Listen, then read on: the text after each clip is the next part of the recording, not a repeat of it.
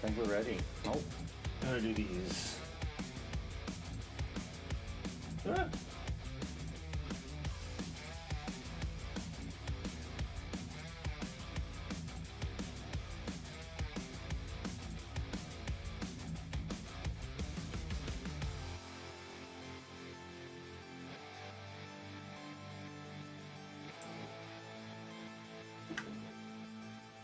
Why am I unable to see?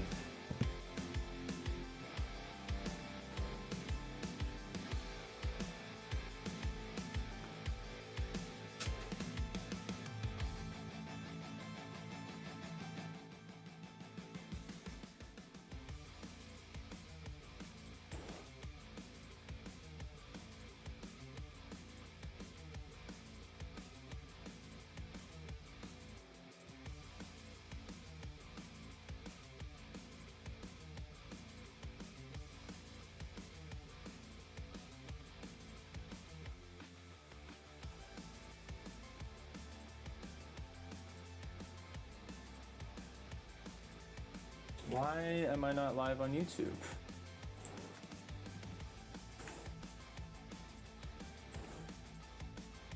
I'm showing as live. I'm going to Deepal TV.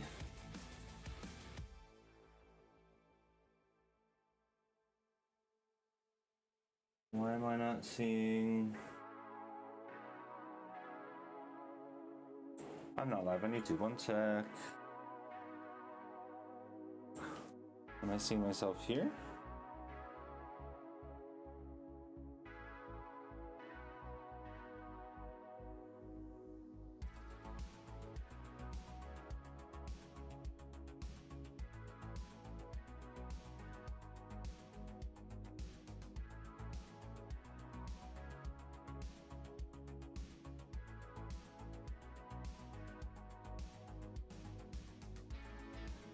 Did YouTube fail? No, but it's showing.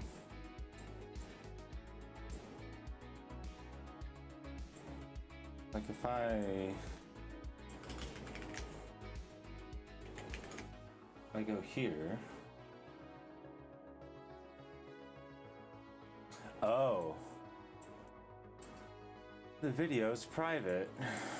I don't know when that became private. Public. Done. Save. There we go. Now we're all here. All right. That was a little bit of a waste of time, but how's it going, everybody? It is. I don't need this anymore. Oh wait, no, I needed that over here. Silly Evan. I'm all flustered now, but we are here. It's Monday, and today I'm going to be working on a bunch of screenshot testing stuff. Now, I have been working on it before. Actually, I'm going to grab a Coke super quick, but I have been working on it a little bit. So I've been working on it over the weekend, so I have a good chunk of it working. iOS is not working, so that's going to be a fun one that we're going to have to figure out because it's probably going to require like remoting into my Mac Mini. Already?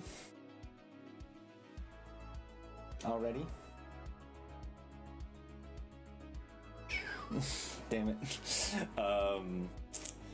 And then yeah, so I'm gonna show off what I did there, and then we're gonna get that working on iOS because I do have the Android images rendering, and they're working. I just need to now like upload them to the Play Store, so we're also gonna be doing that today because the pipeline for nightly builds broke. I need you to stop.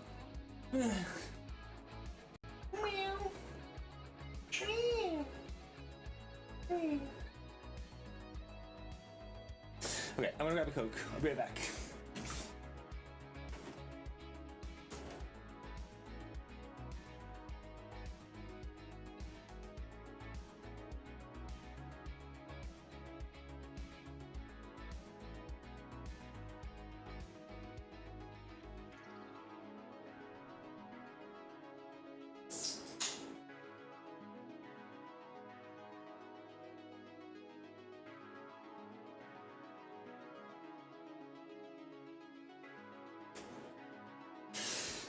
All right.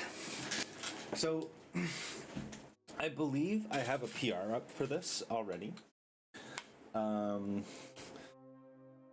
So it's definitely a work in progress PR, but like I'm gonna first start looking at that, and then I'm gonna move on to, I guess Eugene moved away. Oh, I was looking at the not instant response. Okay, cool. So yeah, what I ended up doing is, I guess a good way of showing this, so here's kind of the results that we get, right? So they're just screenshots. That's kind of annoying that the thing is right in the center here. Maybe I can use a different device, but these are kind of the results. So I get a bunch of images that have very specific UI states. This is all for Android, and these will be generated like on each build. And how that works is, it's kind of, there's a bunch of different things that happen. So I guess the first step is we generate debug data. So there is a script. There's generate release notes. Generate screenshot backups. So this is a Python script, which I think it needs to be one just because of how kind of complex it is. I think I could do this in Bash, but honestly, this is fine. So basically what it does is it creates a bunch of categories and creates a bunch of variations. Variations should be called movements. This was something that I did generate. And then we have session templates, right? So this is kind of like what somebody might do in a given session. And then, yeah, there's a bunch of information here that basically hard-coded and generated. So what happens is basically it generates all this stuff based on the current date. And then so we generate debug data, which outputs backup.json. And then there is a step. So this is all assuming that a device is running. So there's a step here. Why am I so zoomed in? Whatever. That like uploads JSON to device. And then so now if we go to just generate,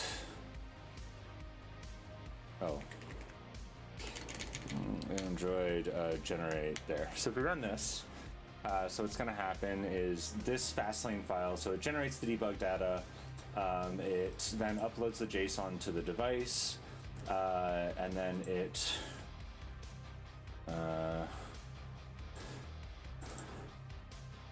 moves over to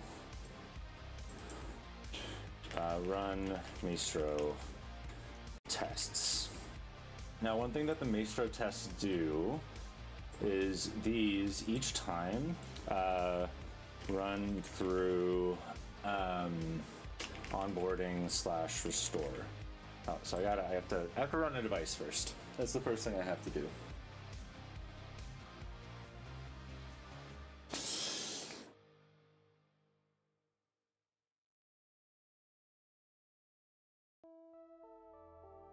So once I run a device, it's going to run through everything, and now it goes.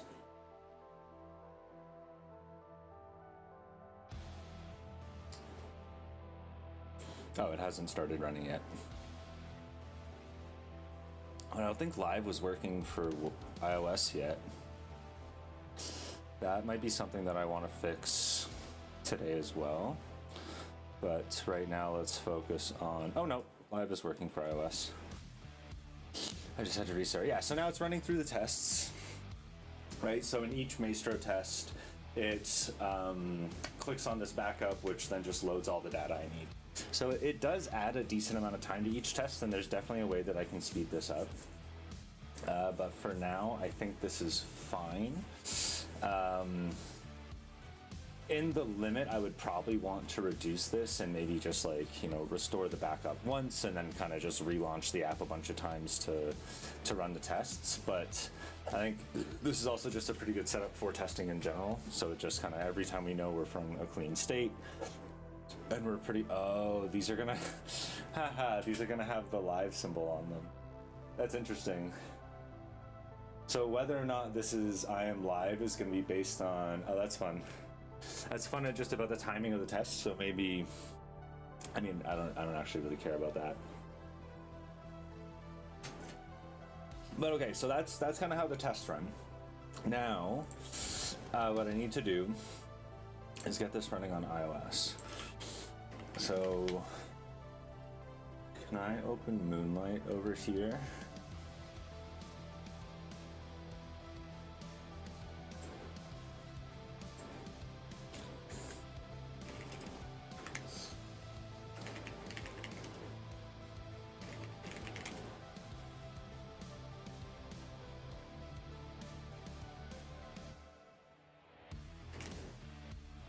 Am I able to do this? That's not work.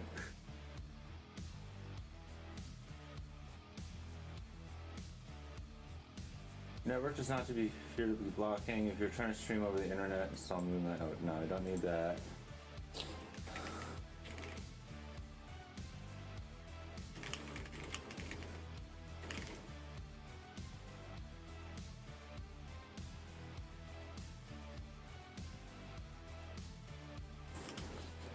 Moonlight.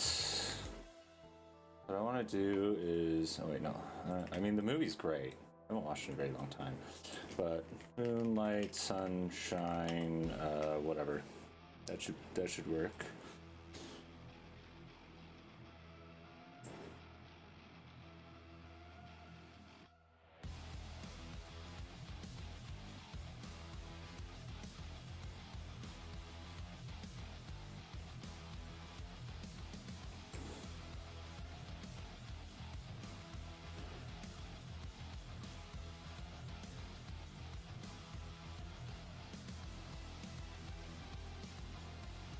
So I'll be a copper, flat pack, brew.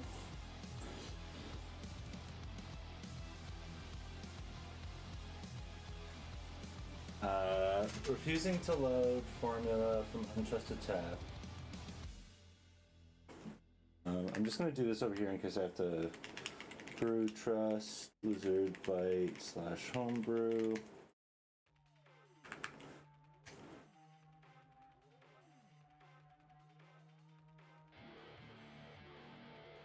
So Sunshine isn't running, which is why I'm trying to upgrade it to see if that's a problem. Because Sunshine is kind of like it's the thing I use to remote into OS X, or at least the thing I was trying to use to remote into OS X. But it could be because I was playing around with the HDMI stick that I might need to restart. My Mac Mini. Okay, so that's that. So yeah, this generates all the lifts and kind of like sets that somebody has done. So what do I need to do? We have the fast.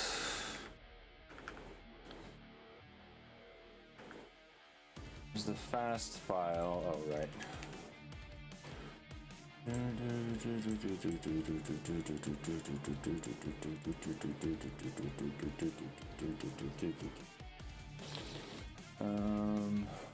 I on the right branch? Yeah, I'm on the right branch. There are a ton of things that should not be. Yeah, so we have the metadata here, and this is basically how it's going to end up working. Is so whenever we run the tests. Alright, so here are going to be the screenshots, here are the resulting screenshots, and then the metadata is located here. So here's where I need to actually update the title and everything. And then where was all of this? So we build release.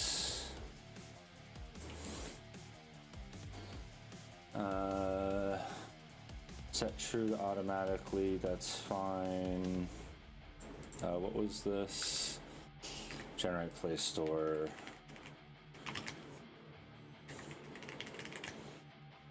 Generate App Store. Generate Play Store screenshots. So we put everything here. We convert all the things. Now they exist there. So when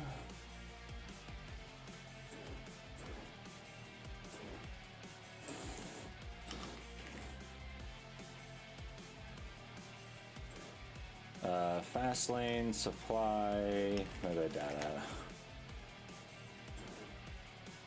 This is now what I need to look into, or just remember a little bit more. So we have all that supply stuff.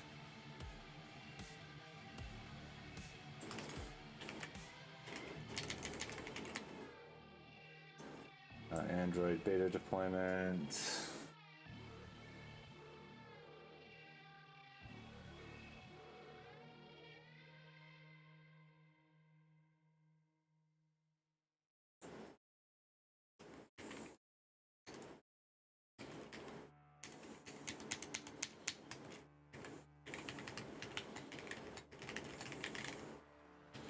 Why don't I have that?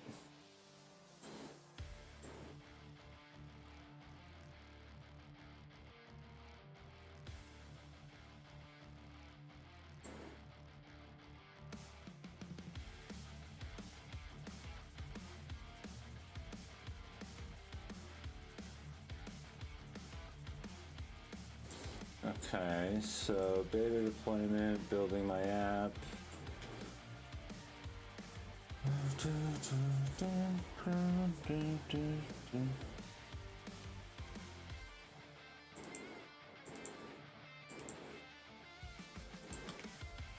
Fastlane, supply, metadata, Android.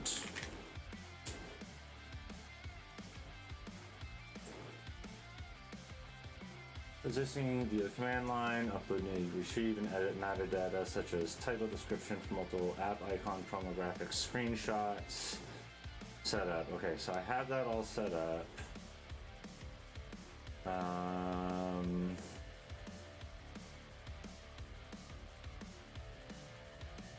Where's like the actual? I just want to know like what the functions are. Images and screenshots. Okay.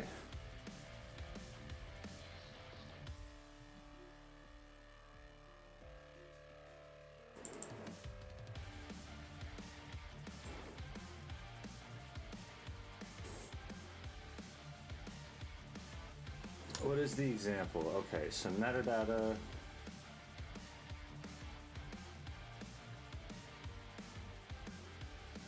So we have Fastlane, metadata.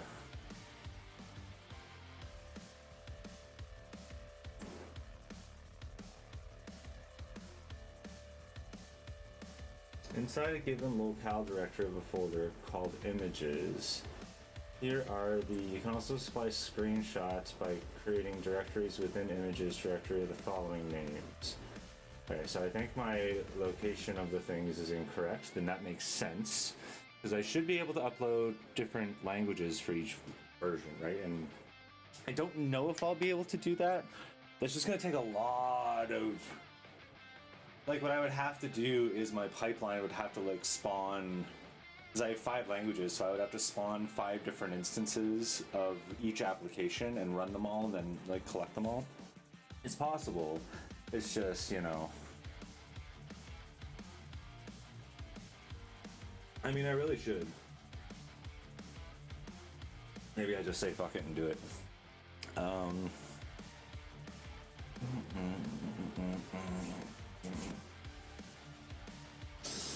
But so you can add the changelog files. The file name should exactly match the version code of the APK it represents. You can also provide default notes that would be used if no files match the version code by adding a default their text. The Fastlane supply will popularly change log files from existing. So I basically always want to override the default. That's going to be my plan.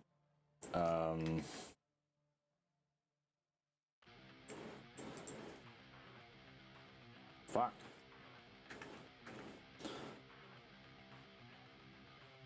That's really frustrating.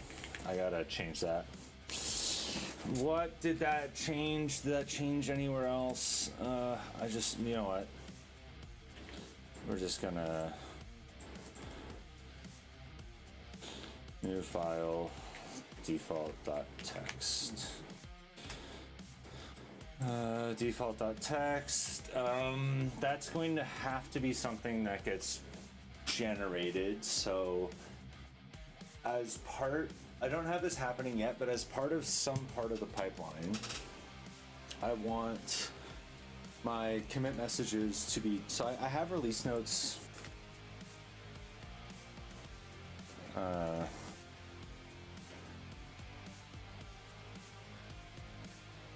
Yeah, I have release notes.json, which is something that basically it gets, yeah, it's this is what shows up in the application when you look at the release notes. So I have that happening right now. What I want to do is, like, when I'm building for release, take the latest like 2 releases or like 4 releases and just like put all that information in, right? Or like somehow extract this information and put it in. The other nice thing here is that I do have languages. Like I have built this in such that it will be able to pull out the languages, but let's ignore this for now.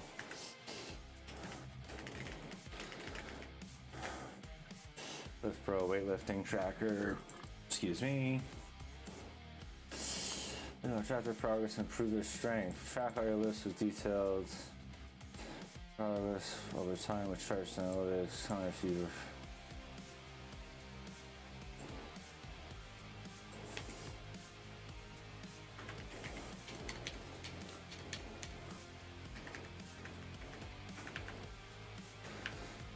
I need to re-go over this. I'm probably going to do that with Sarah a little bit. And then you know, the metadata here.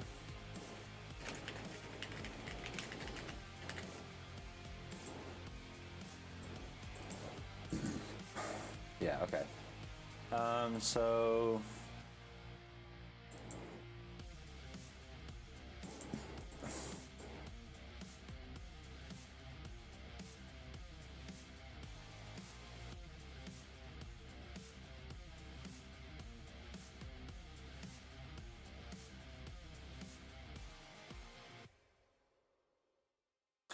You know what I can actually do?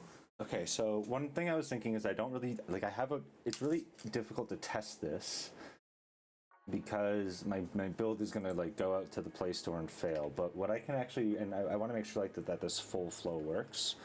So one thing that I actually already have is the nightly Android does set up a bunch of this stuff to just go. So what it's going to do is, if there are changes, we check out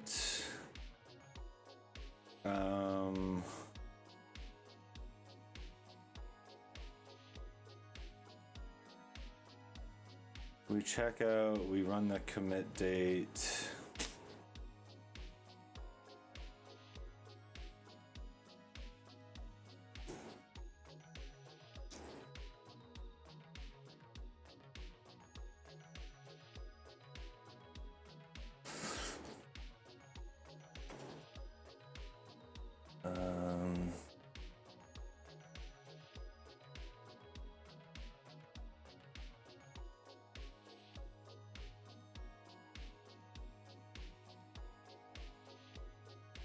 I really don't like that I've accidentally coupled switching the versioning, because right now the version is based off of the day that it's built.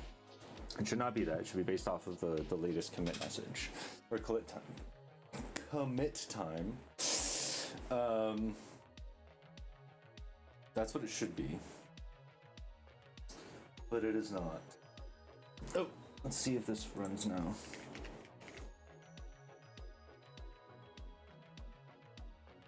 Aha! Sunshine is running correctly.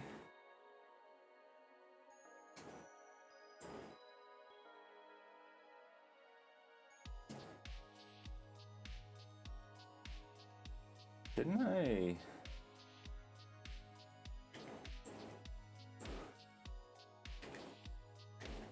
Oh, right, I restarted my computer.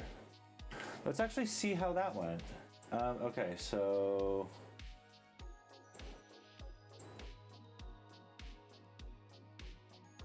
Unable to find display or encoder during startup, but I have the HDMI thing plugged in.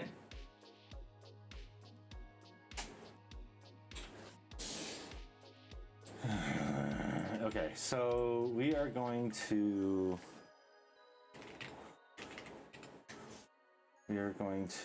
I had some stuff running. Ah, no, I didn't want to do that. Whatever. So we're going to SSH. We're going to open this.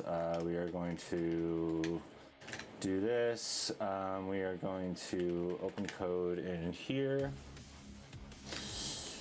Whatever.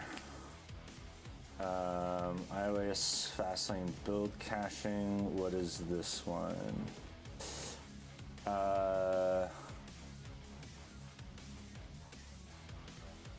What did I tell it to do?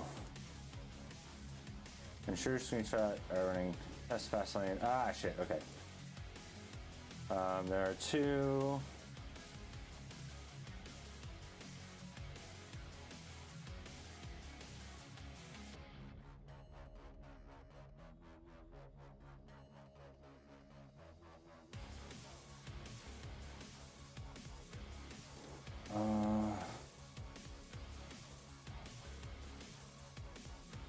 Okay, so no P platform flag in the fast files Maestro test call. Maestro may auto detect, but explicit is better. Frame file JSON hard coded to Android. iOS framing uses different device frame.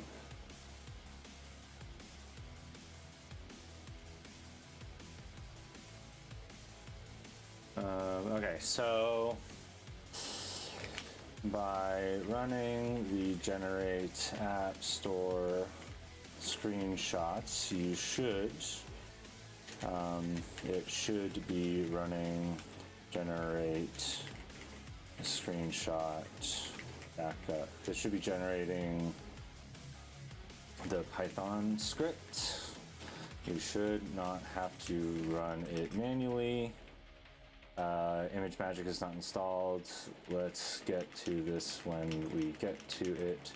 It shouldn't need to run since we will be taking iOS screenshots directly. This is the thing that I'm not sure about. All 5 Maestro tests, can Maestro check the platform and save accordingly? The other alternative is that we always save screenshots in the same place just to store screenshots.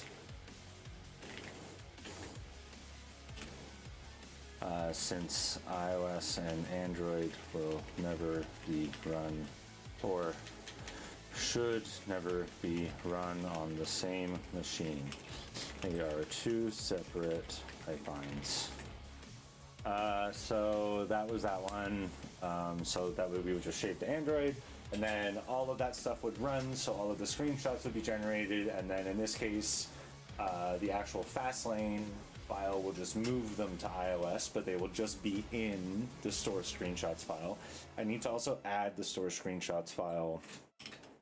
In fact, I plan to move the generated screenshots into a temp folder, which would get ignored.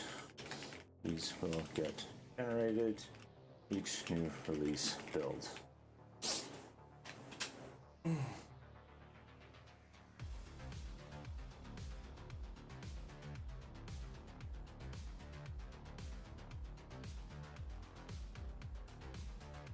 I guess the P flag would be platform. Oh, I guess it, yeah, like the P calls would force it to be iOS or Android. Um.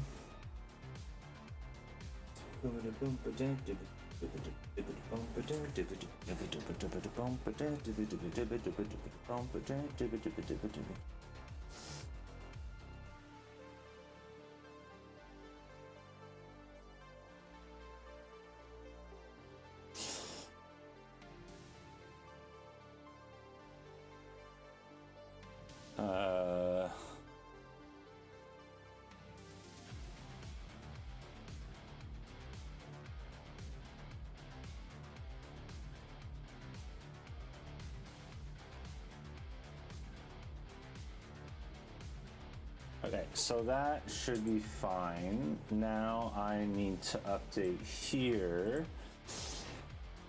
So these get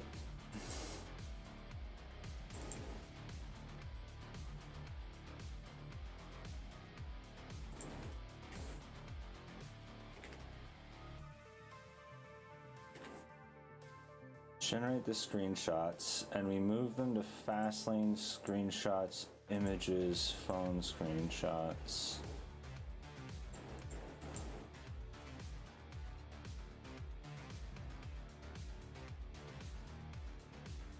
Oh.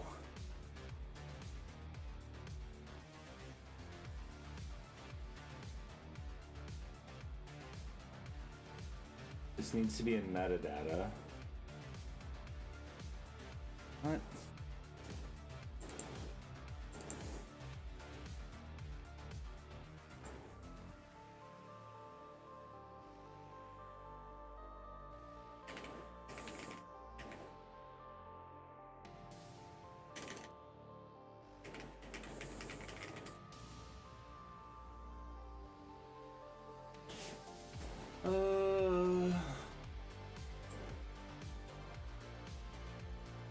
Maestro screenshot flow on this branch of hard-coded output pass and fast file iOS lane. Fix Maestro screenshot output pass. I'm gonna get rid of this.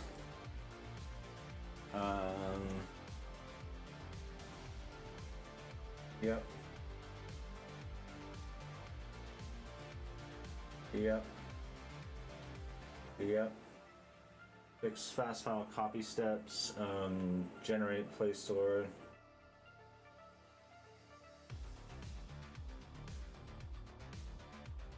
Sure.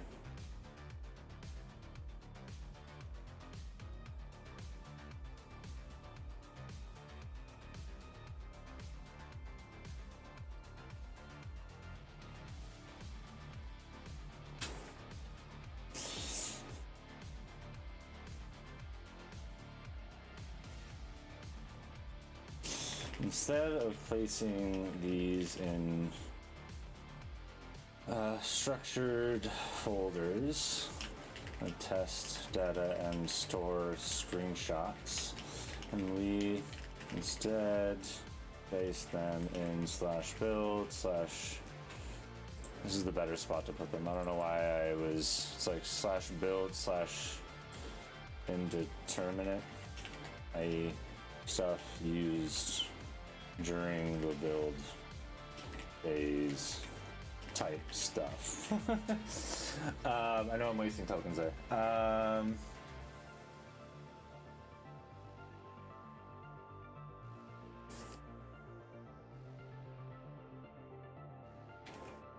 Let's see how that does. Because that will also fix the things that I'm running into here.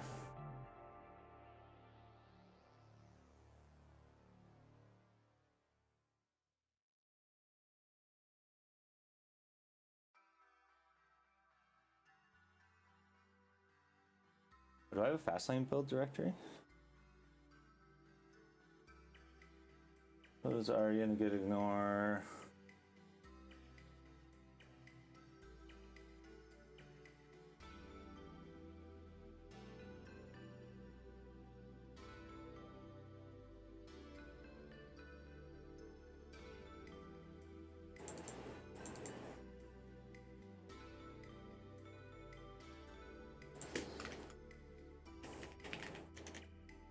Do I have like builds? So it's just all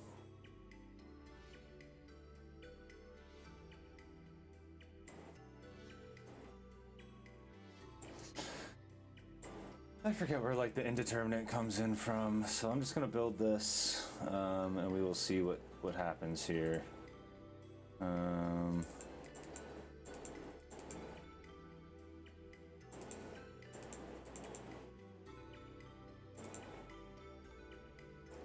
Intermediates, indeterminate. Build / intermediates instead of build / indeterminate. Oh wait, no. Use build / generated instead. Build generated is better.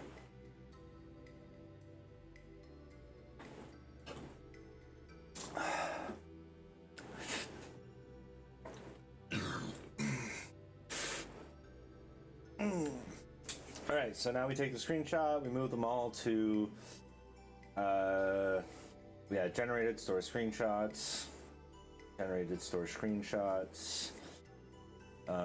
copy steps, move them over there, backup file, yes, ready to proceed. A lot of moving stuff around.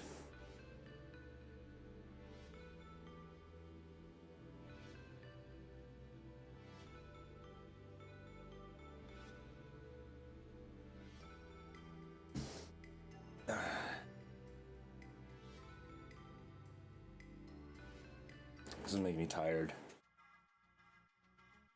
Ugh.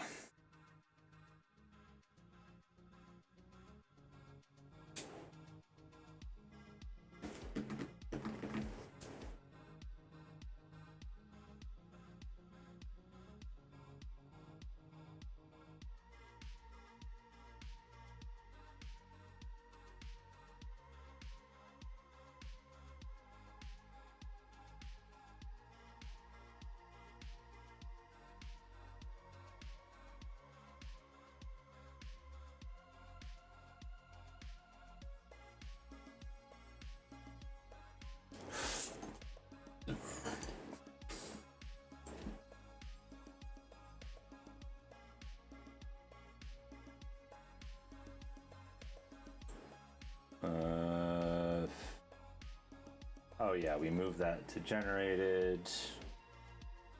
I would miss that. We update all that,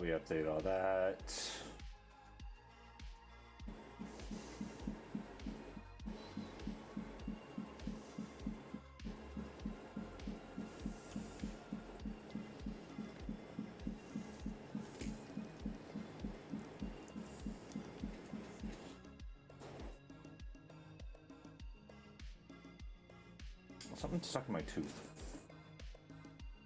It's annoying.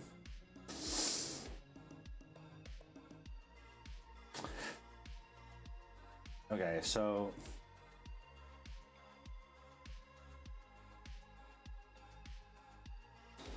that should solve all my issues on Android, because that'll fix up all of the... So now what I actually want to do...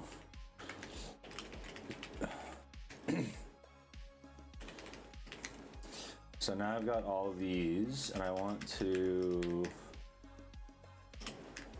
move them back over to... I don't want to, like, specifically... Yeah, so I'm just gonna move all of those, and then that's gonna get pushed. Oh, shit. Well.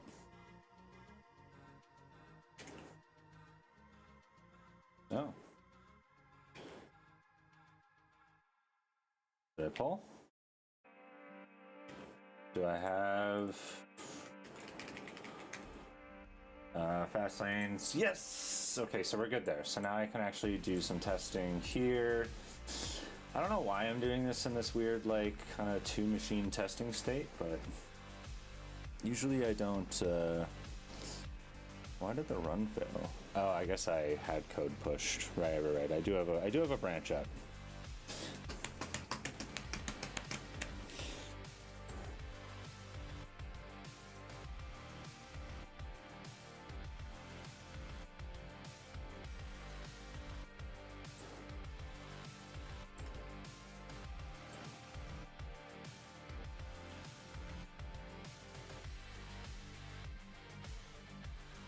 What's it doing?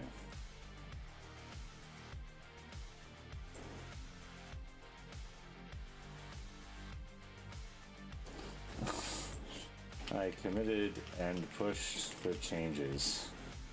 They were amended into the previous commit. What's wrong? I should have switched that to plan. I think I broke it.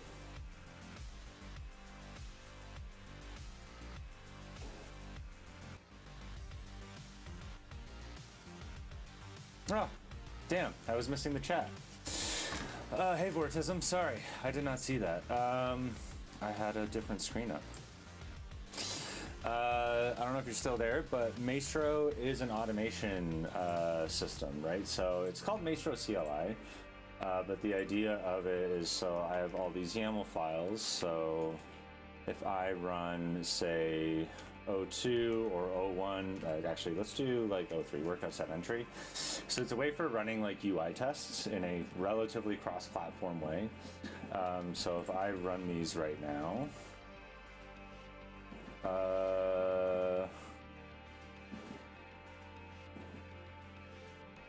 so if I,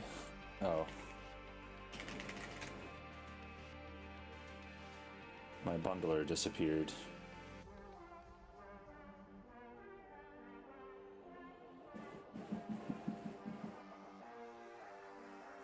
Why was this a problem?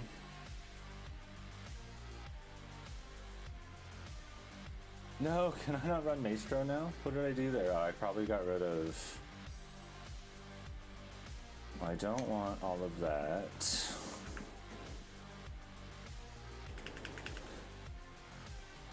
Bundler is running, but your lock file is generated. Install.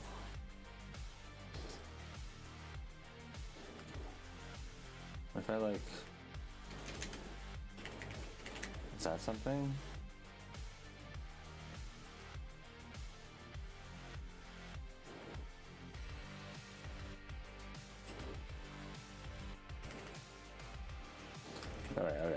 Okay. What is this? What is this? Bundler 4.0.3 is running. I don't know.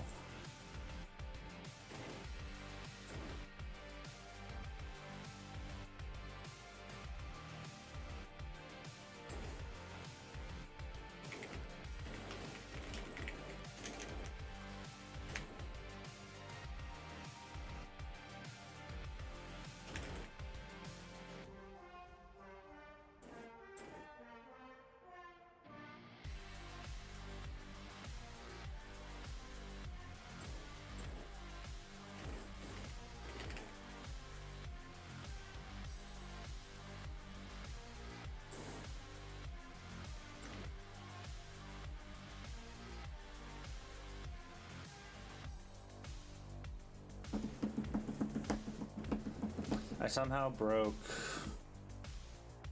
the bundler version, so bundle exec Fastlane bundle install.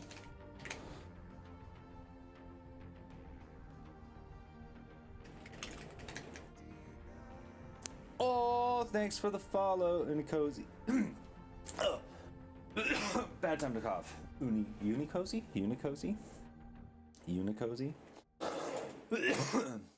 Now, can I... Why?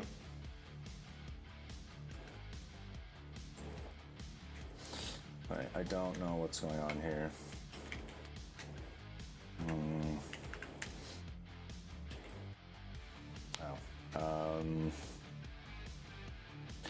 Help me identify why bundler is not running nicely. Lots of versioning errors. I am specifically, whatever.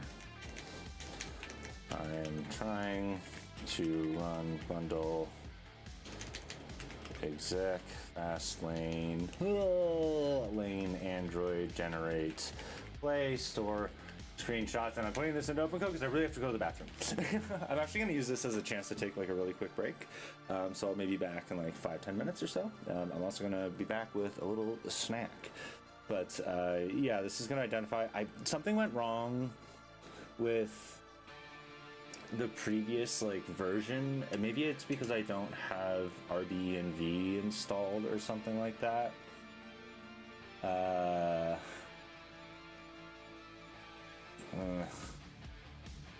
If you like check that once. What language? I'm using Kotlin. So it's I'm using Kotlin Multiplatform specifically. So it's like a wrapper of Kotlin that lets you build for Android and iOS.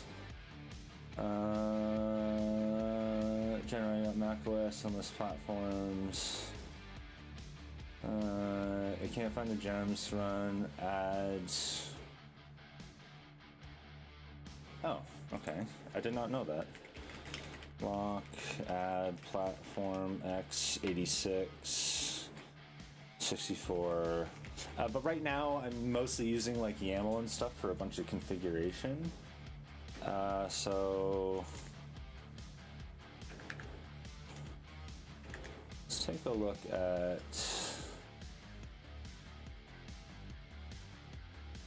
gemfile.lock quiz platforms.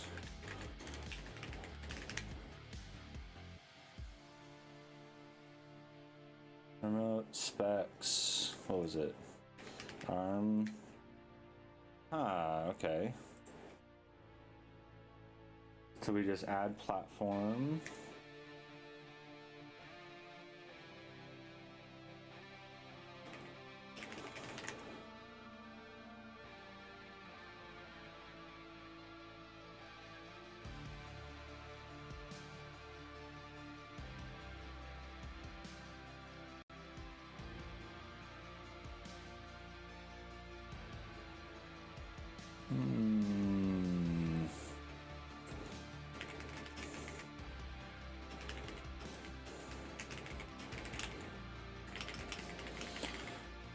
Bundle still seems to fail. You can try yourself. All right, amazing. You can now try running a simulator.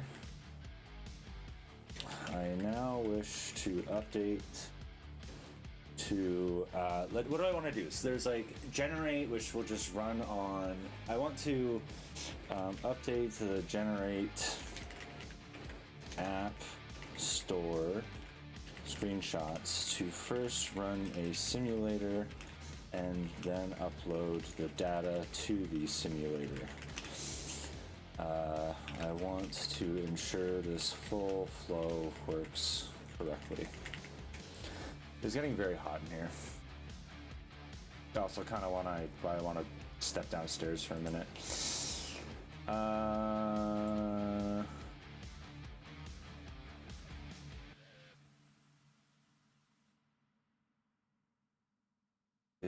Gems, go to your install gems to system level, which requires root. This is why every gem install. We're missing mismatch. I added it.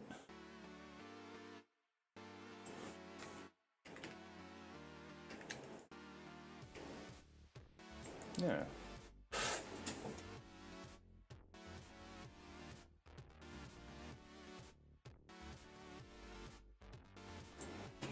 I added Linux to the lock file. Can you double check? 'Cause it should be there.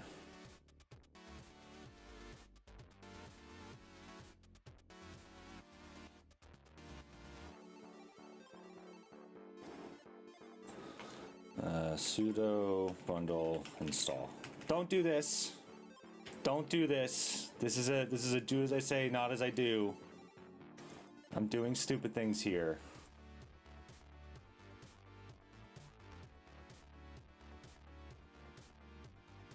Yeah. Bundle complete. Okay, yeah, that's still not working.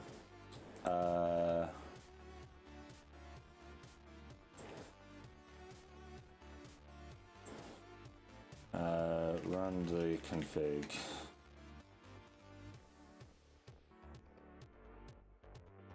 I don't know why I didn't just do that myself.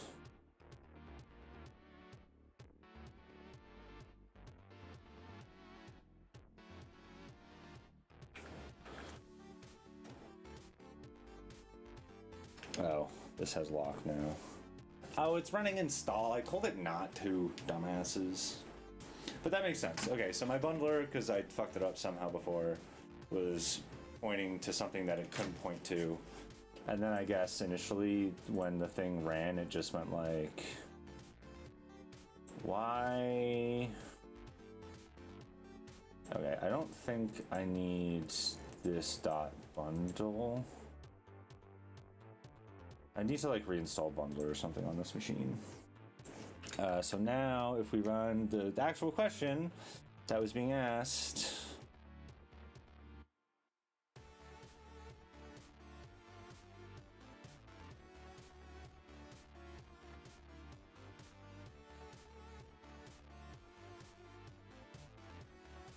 oh, different error.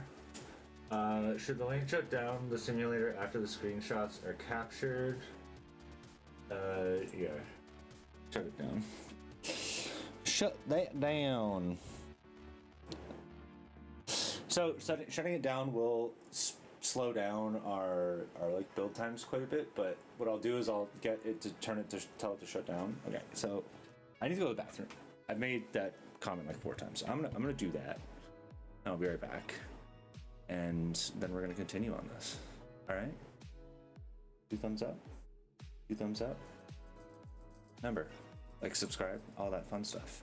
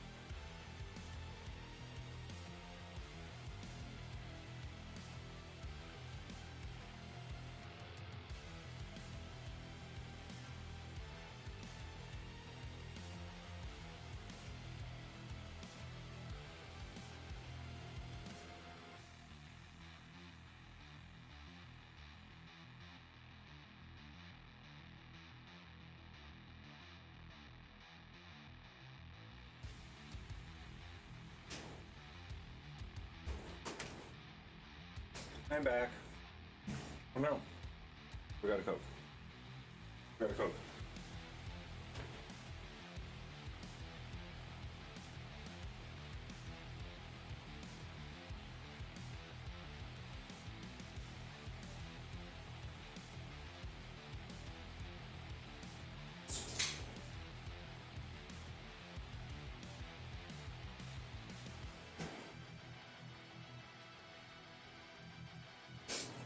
I have an eggie in a hole. Oh no.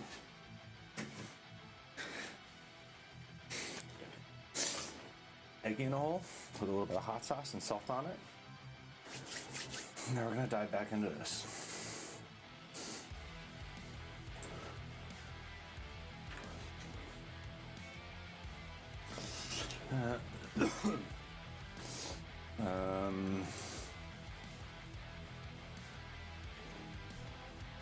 Oh, Axel 588. Thanks for the follow. No such file or directory.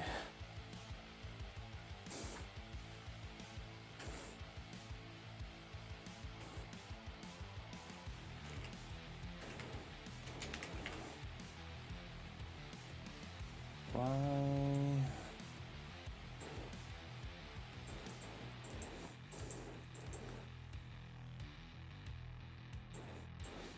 So it's trying to find the test data.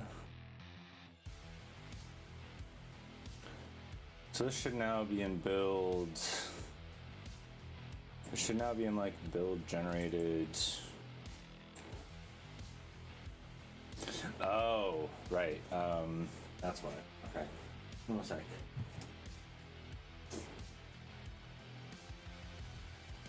So, spicy eggs. So this is still looking in the wrong path, which means I might not have committed something over on. Oh yeah.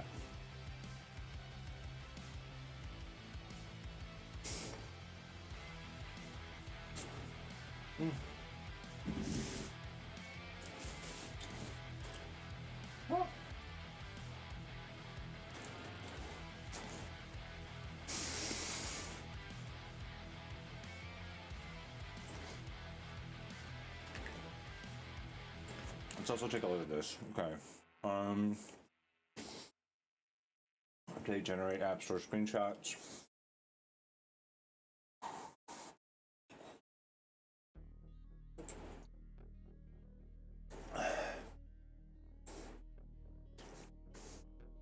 Cool.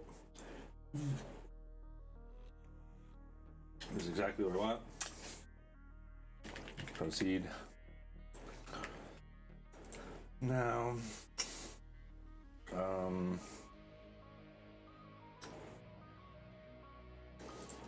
so this still, why is this failing? Let's go to fast file. We generate the place score. Generate backup data is running. Wait, where is this failing?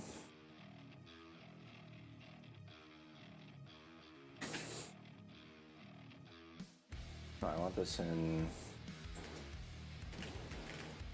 build generated.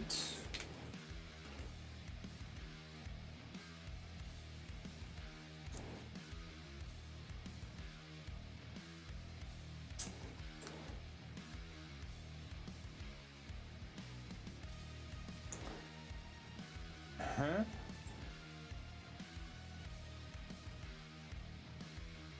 Why was this working before? Is it because the file existed?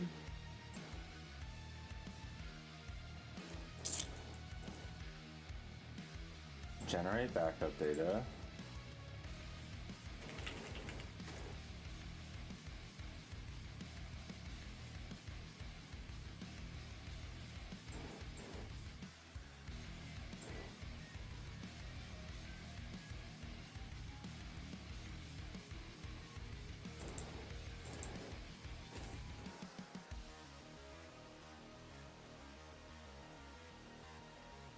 Yeah, we just generate backup. I don't know why there's that seed there, but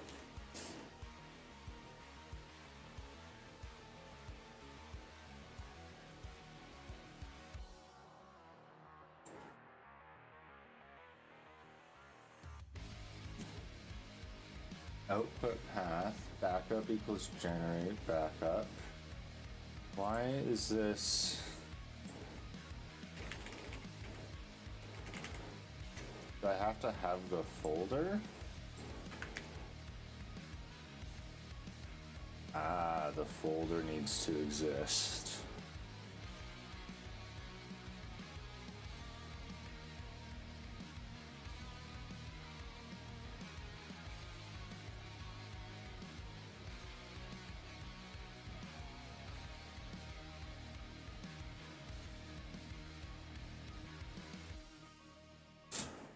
Okay, so Python folder does not exist. Read file.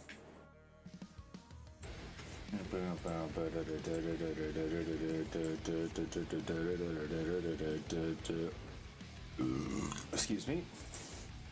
Let me get rid of that. I don't know why that was open for so long. So with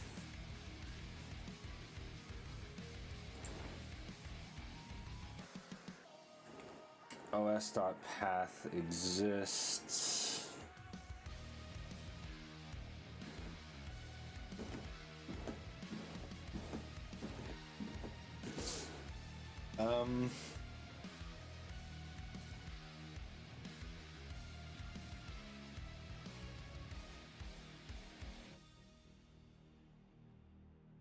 Create the file if it does not exist.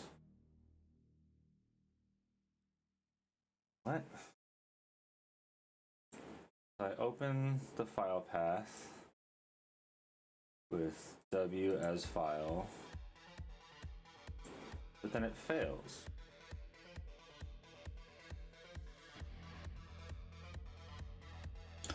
Oh. But wait, no, if it does not exist, I open with write. If it does exist, you open with A.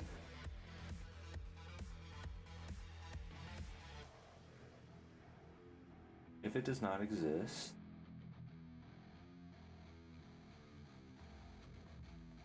I'm very confused about this because I just have like take the output path and go, right?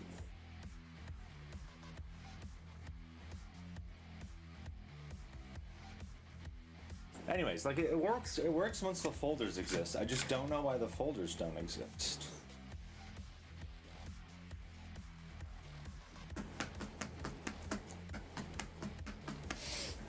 I mean, it's now there, right? Yeah, so we have the source screenshots and we have the test data, so we A-okay. We got all the screenshots for Android.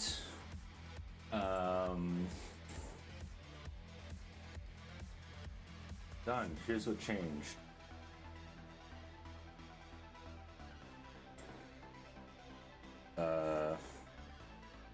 I'm actually gonna move this down here now, because what I'm gonna do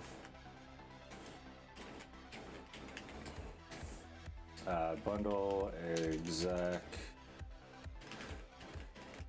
plain iOS generate app store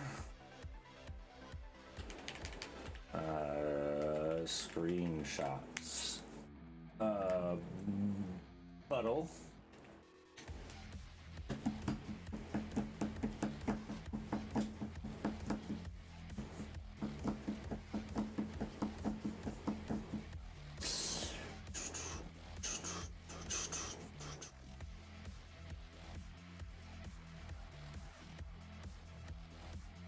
authorization is required to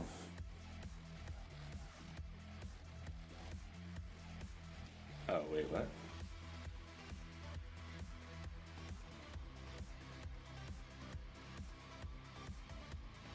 Is generate backup data not here?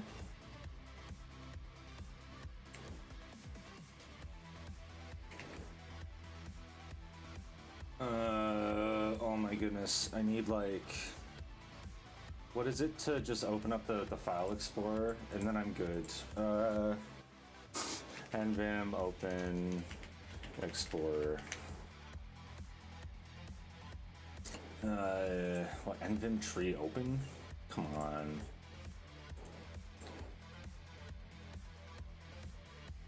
I just do /tree. Is that all? Nope.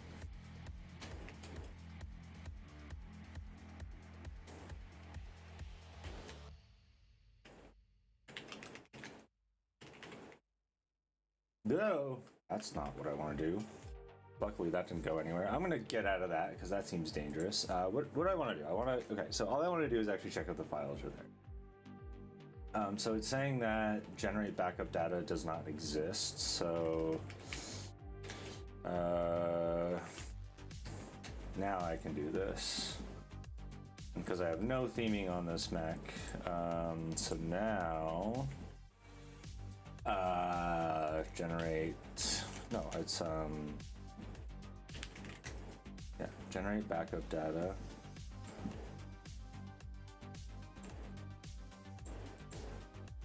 Generate Play Store, platform iOS, build debug device. Is it because this is in a platform section?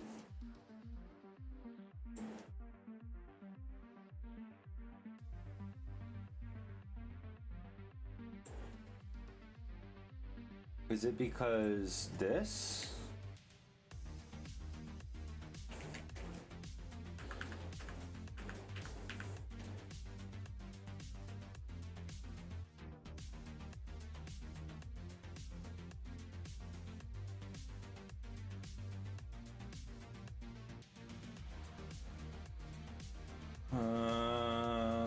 Okay, so it did call it now. Haha.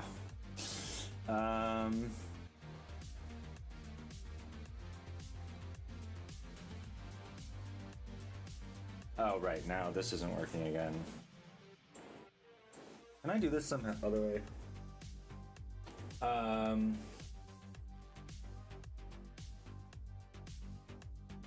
I could ask the AI, but that's a waste.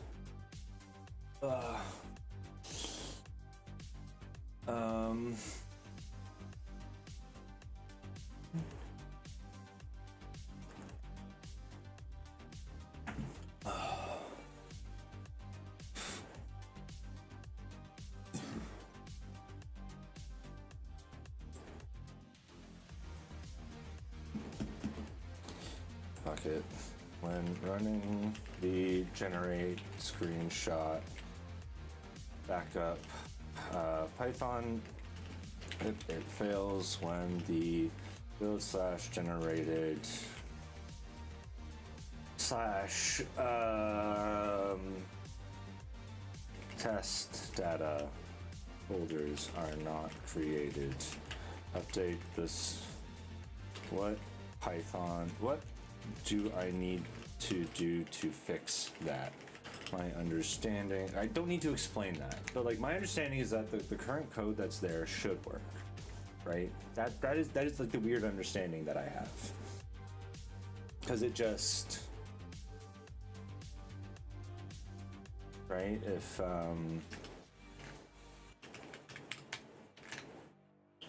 so if we go generate,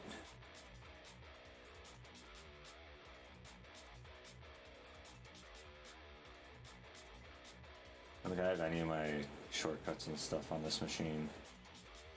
Yeah, sorry. Like we just open call doesn't create parent directories.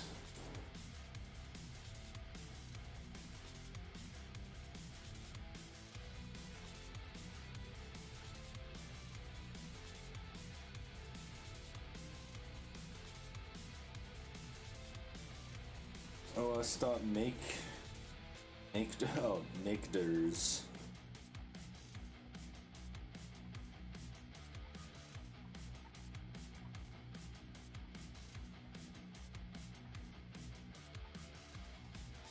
Just make the changes. Make the changes. And I'll just Put out, and then we'll run it again.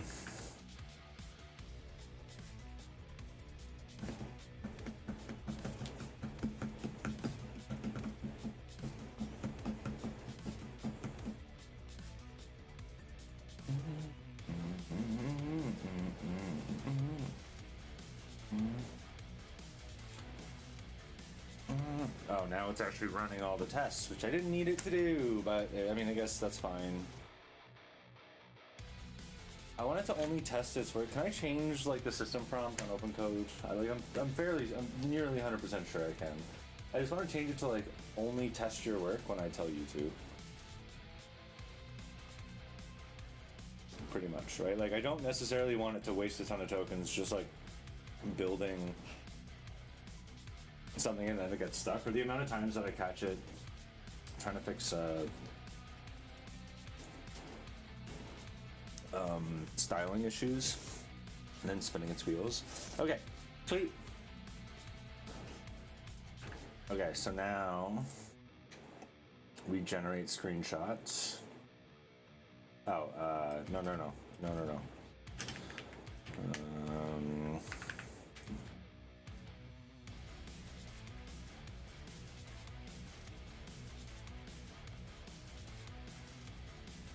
So we're not going to be able to see any of this, right? But in theory, what should happen is right now on my Mac Mini, right over there, it should be running a simulator.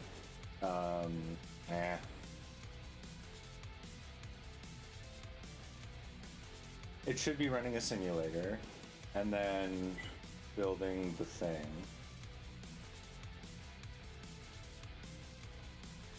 All right, so it failed at gym. Oh, so it is shut down.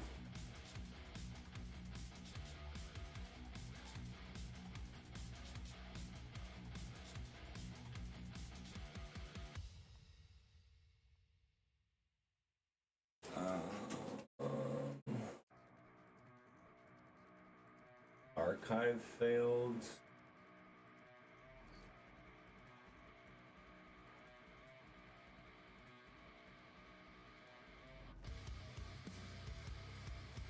I should just be able to like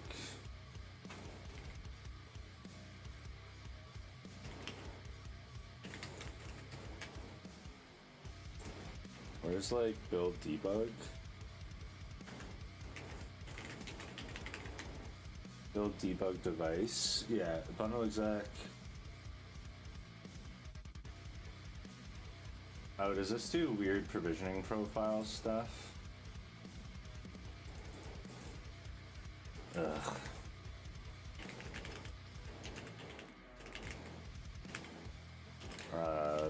Build debug device.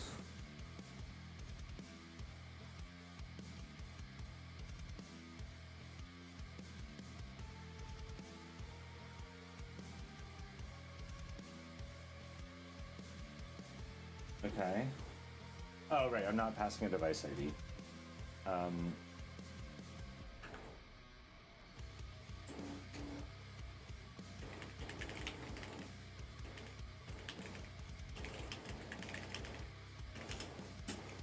Acting funky is failing. Investigate. Okay, so now I'm just gonna see what I've committed here. What do we have? I moved the default. I moved that up, which was required.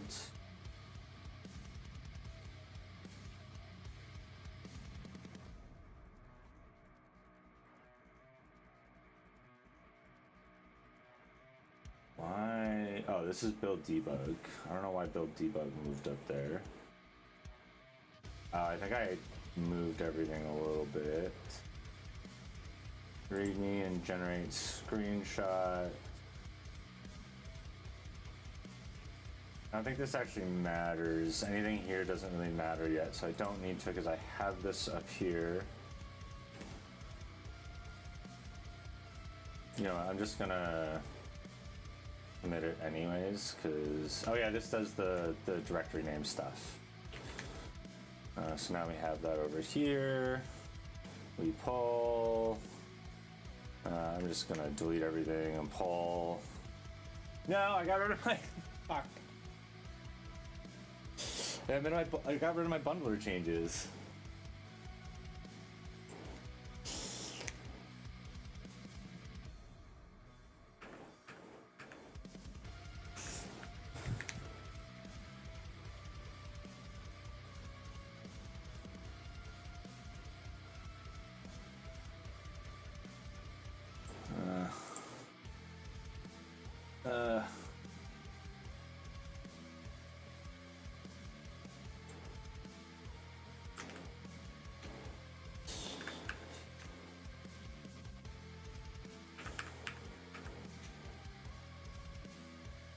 There we go. That fixed it. I guess I didn't need to add the OS, which is interesting, I guess.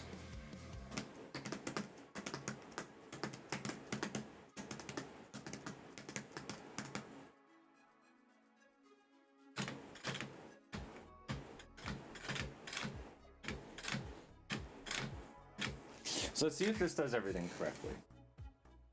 So what's going to happen here is I need to fix the metadata output still. So that's something I can do over here while this is just fixing, yeah. All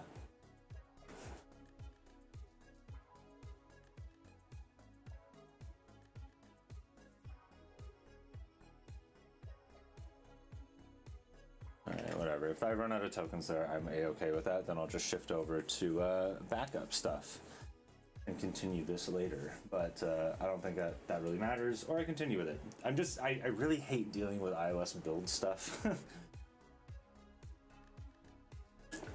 It is the bane of my existence.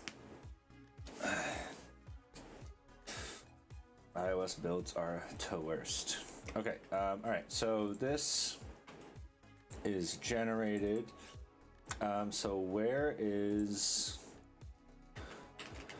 I guess I'm going to be touching the fast file a little bit here, but where is this happening? Okay, so this is being pushed to Fastlane, so no, it needs to be... Didn't I fix this? Oh no, I fixed everything moving to the build, right? So now what I need to do... Metadata, Android, ENUS...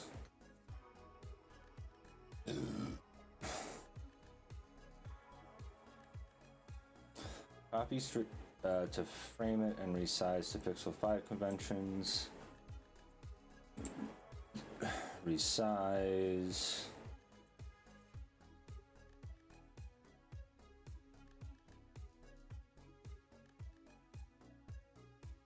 I'm a tad error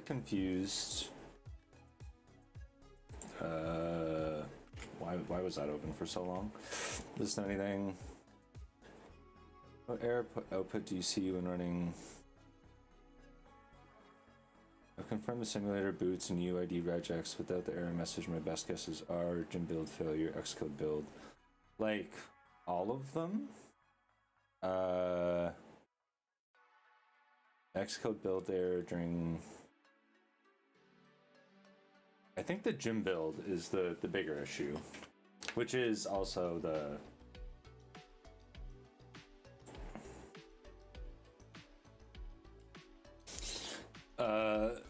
Jack, man, you can build this, or can you build this in Flutter? Yeah, no, it's definitely, I don't see why this wouldn't be doable in Flutter. I haven't used Flutter enough to know about its like I don't know enough about Flutter to know its restrictions. But one thing, especially with the apps that I build, they're very, or they tend to be very like local database heavy, right? So I don't know if there's any very strong ORMs. Like I don't know that much about the Flutter kind of ecosystem in terms of libraries, but that would kind of be the first thing.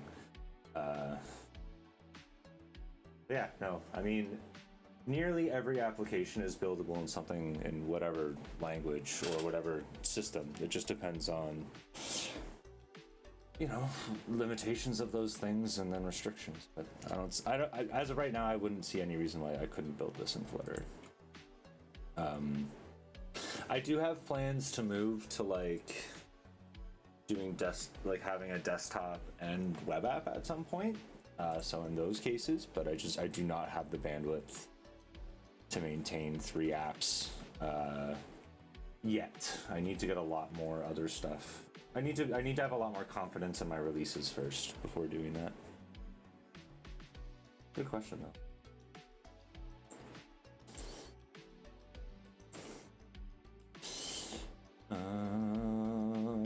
What was I doing? I was, and I would think even the stuff that I'm doing right now, you would still do in Flutter, like all this Fastlane stuff, I would assume. What was I doing? The screenshots were coming out. Oh yeah, the screenshots are coming out in the wrong spot, and I need to figure out why. So, yeah, promote internal to prod. I really need to split this class up, or this file up, into a bunch of different things. But copies, screenshots. There's got to be like a better way to copy. So I make the directory Fastlane screenshots, and then in here, for each PNG, I copy it to this spot. And then in this spot, I do the conversion.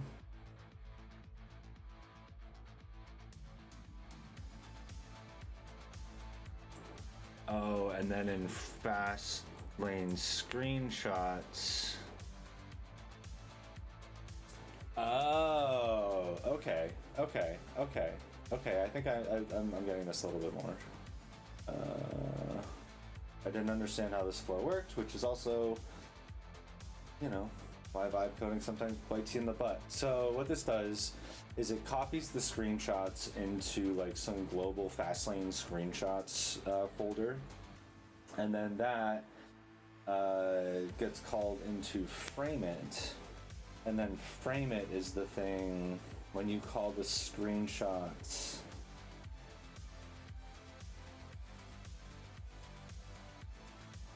I pass it into, I make the directory screenshots US. Oh, and then it takes all of them, and so if I do Fastlane metadata, this would still work.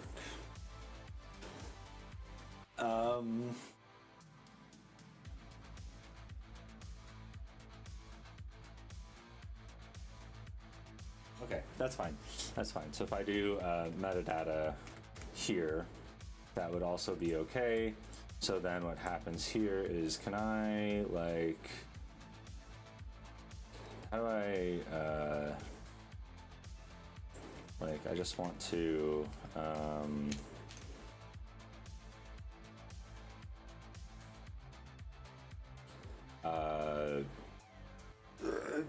there's like an interim. So what I'm doing is I'm taking all of the, oh no, what I can do, wait, so all these generated screenshots go into store screenshots. India sometimes government bans internet and mobile connection. Yeah, that's brutal. So yeah, I mean, in that case, I would assume, like, I would assume that a lot of, I would very much assume that there are offline capabilities of Flutter. Like, if there's got to be like room wrappers or something like that. Like room is an ORM that's native, so there's got to be one. And then sometimes in these wrapper systems, like those kind of things that people take for granted in native become a little bit more cumbersome, right? Like running compose multi-platform, I don't really notice any issues on the actual Android side, but on the iOS side, like there's a, I wouldn't say that there's a performance hit, but there's definitely like a lazy hit. Like if I'm a little bit lazy with how my flows go or how my data is being pulled, the screen, like the UI definitely suffers because of it, right? But on Android, like it's totally fine. Like a backup, for example, like restoring a backup on Android takes, like any Android phone I run it under takes like an instant, but restoring a backup on iOS takes a little bit longer. So I just have to be a little bit more careful of that. So the less native you are, the more concessions you're going to make, right? Which is true, but especially like, and that is the only case where I haven't really been able to solve it, and it's only really with sufficiently large databases. There are ways around that, but I need to think about the solution a lot more. So getting back to this, I run all the screenshot tests. Those screenshot tests go to store screenshots.png. How does FrameIt work? Like, do I even need to do this? Could I... How does this work? Fastlane, FrameIt.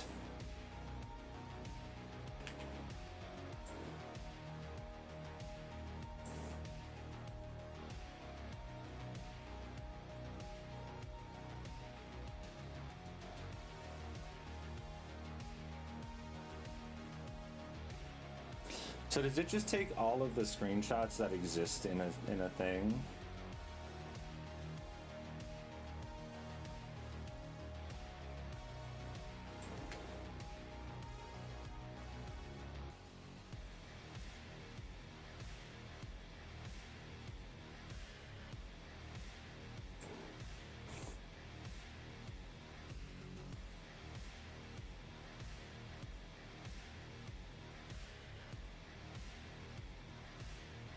Frame file, text and background. Frame is possible to add a custom background and text below or above the frame. Screenshots and fonts and colors.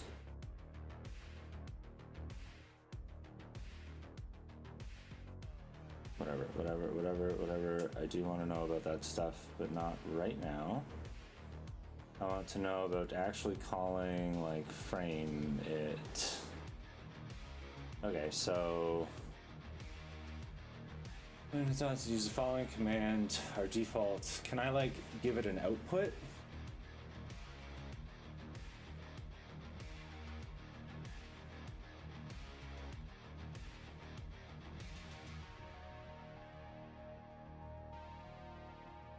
Okay, so that's interesting.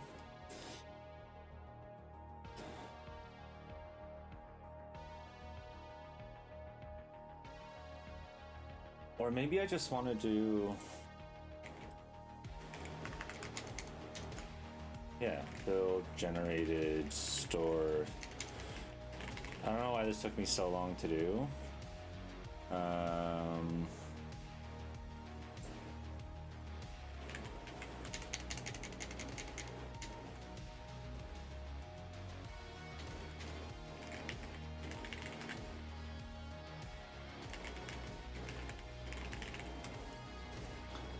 /png. So now when I run the screenshots, we have the store screenshots that come out. We run FrameIt, and then now I want to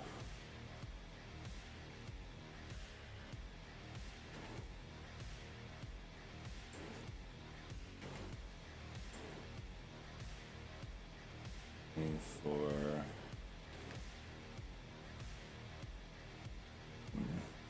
whatever. I do like to have these comments because there's got to be a better way to do this. So then I want to make this and then loop over everything with screenshots, but I don't want it to just be this. I want it to also have, there's like, it's gotta be star frames. Can I do that?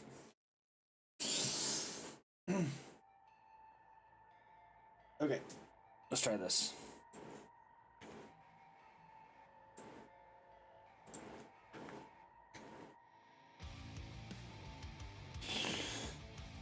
Let's run this and see how it works. We're just gonna make something long-range hardware connectivity device connect with a mobile phone. So government banner if you can connect with that device. Yeah, I mean, hey, that's I don't know off the top of my head how to do that, but I'm sure it's expensive but possible. Like one of the things that actually here's something that I do. Here's something I've been setting up. So this is a little mini server that I have. It's got 2 Raspberry Pis and a Mac Mini on it. And there's I have family members that own a place that's a little bit far away, and it's in an area that doesn't have great internet. So I can't really rely on internet when we're there. It's kind of like an excuse to get away. But I use that little server as a way, because I still like, not that I'm doing work up there, but I like doing side projects and tinkering just because that's the kind of person I am. So I bring that up with me, and then it kind of acts as my like GitHub CI/CD. So it runs a bunch of work for me, and it's also got all my like AI workflows, and I could also start hosting a lot more things on there. So like we used to use an app called Grocy, GROCY, which like let you manage your groceries and stuff like that and recipes all on local servers. So I could host that here, and then like whenever, like all I have to do is carry this around. It's a single plug device, so all I need is power, and then it emits its own network connection. So I can just have like my own little internet. Right, so like my laptop, for example, now only connects to that internet. No, my laptop's not over there. My laptop's over there. It only connects to that little machine. It doesn't actually connect to my home network. This desktop though connects to it, and even like these 2 terminals that I'm using here, they're actually that Mac Mini because I want it to.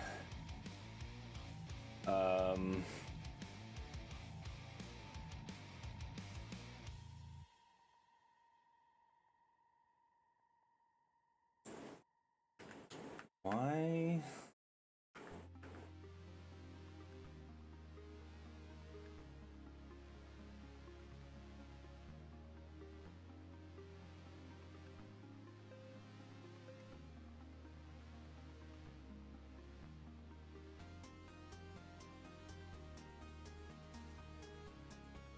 I'm just gonna copy all this over. I just want this to work.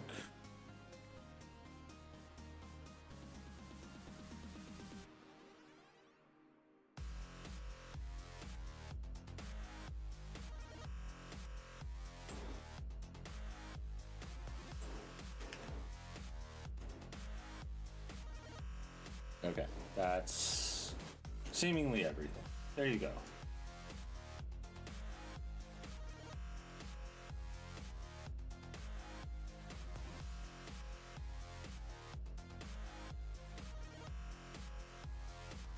Why did I go all the way up to the top?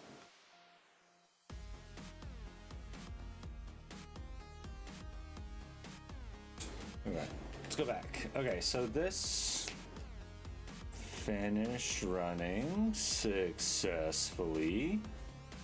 So we should just have only our framed screenshots. It worked! Alright, so yeah, the idea there is that, yeah, the script. So we have all these framed screenshots here. It doesn't matter, they're gonna get deleted, but they all get hooked into there. And then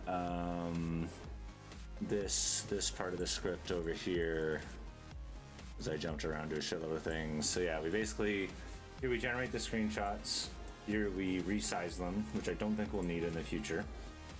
But this is also Android only, so it might not need it. Like I also have a little bit of a different flow, but it'll be very similar. We run FrameIt on the generated devices, and then we copy anything in the phone screenshots that is framed. We copy it over to ENUS. I'm gonna have to figure out how I want to do that with multiple locales. Later problem. Like it's not a problem that I like need to really think about. Like to me, it's a very solvable problem. I just like need to think about it. It's not something that just solves itself type of thing. And then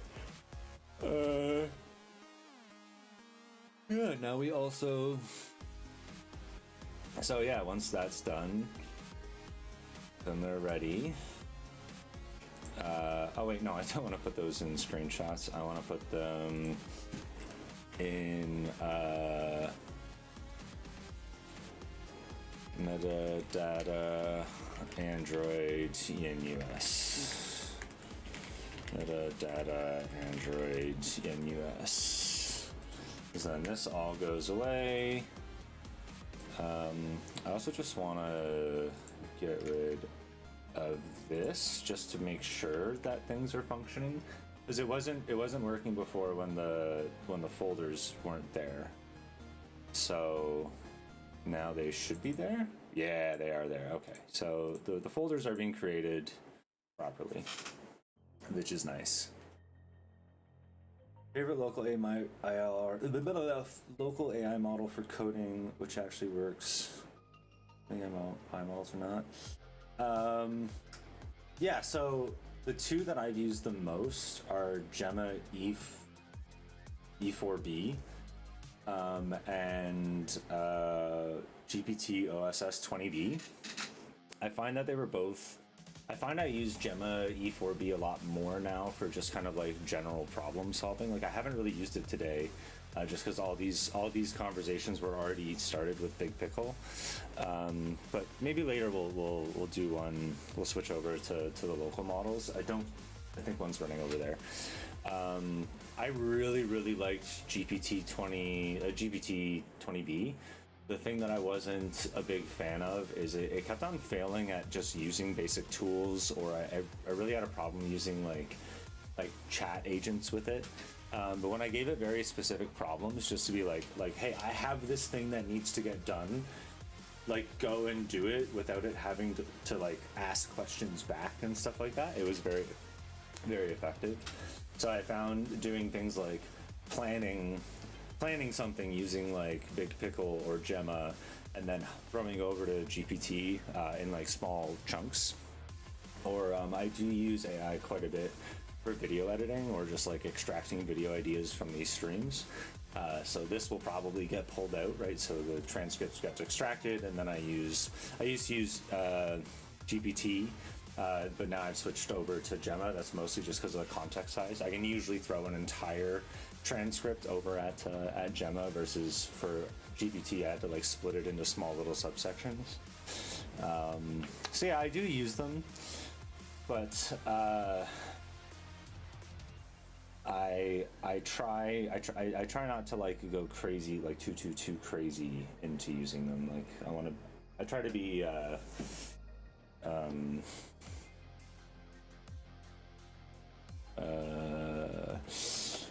I want to try and be why can't I, oh yeah, I'm a little bit reserved when using it, just because I find the more I use them, the less I know really what's going on in my code base, or really what's happening. So especially when doing very large features, or features that I might not know exactly how I want them to look in the end, that's something that I kind of get a little worried about. But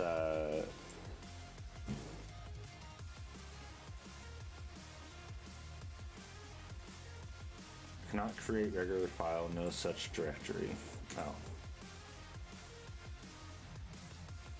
Oh, metadata.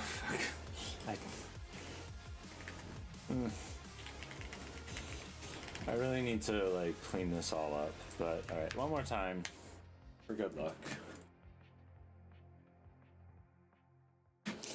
Yeah. Yeah, I use them with I use them while trying to still retain as much of my skill as possible.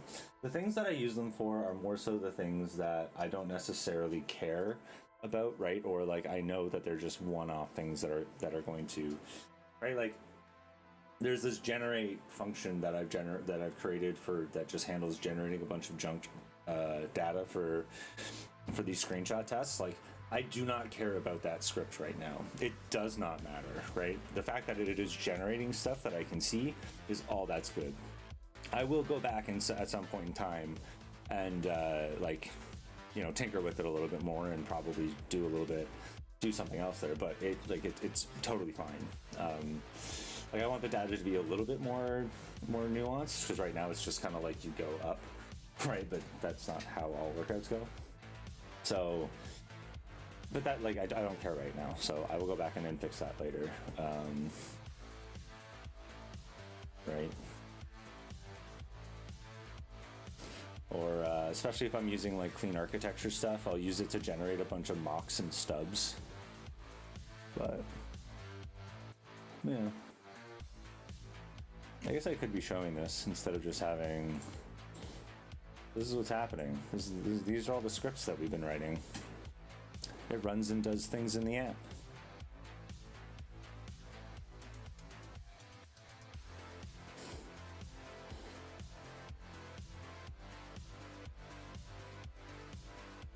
I don't know how far we are. Oh, workout set entry.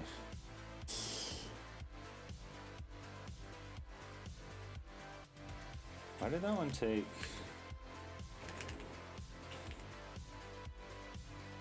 Is there like a weight?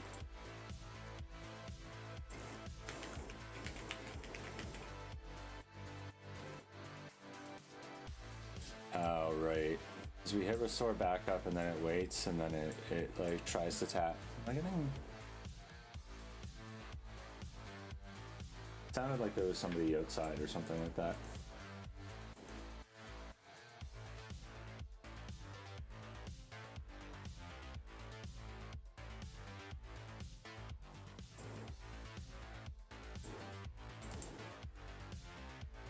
So it's adding frames to everything, and then it's going to copy everything over to this images. Yeah, it worked. Okay, and now we go to,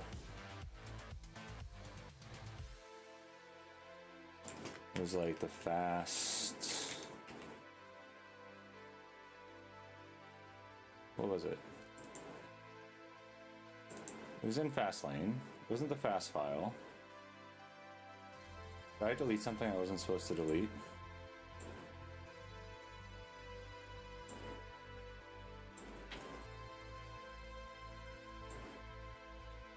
Oh, that's why. Where do I put the frame file?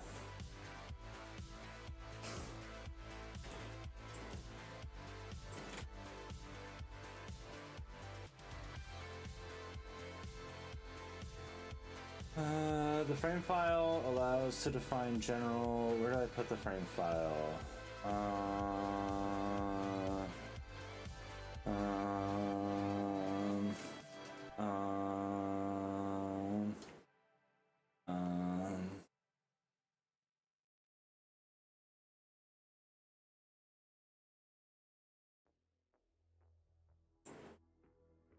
Fastlane examples. So, okay, so it just goes in. No. Discard changes. Yes, I also want to discard those changes because what I wanted to do is not actually delete this. So this just needs to go.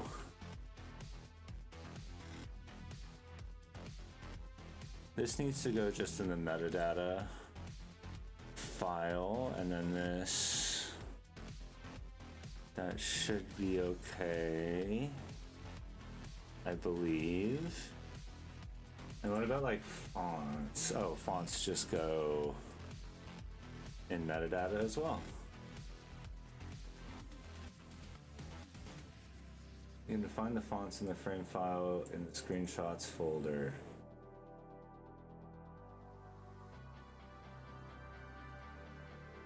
Oh.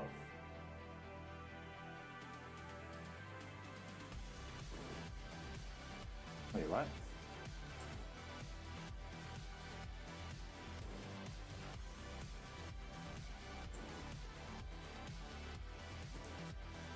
Okay.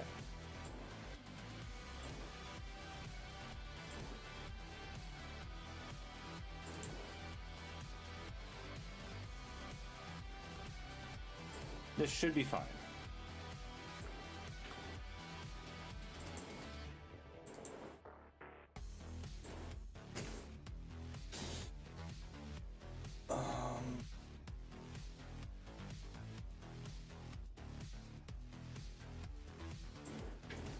Where is this going?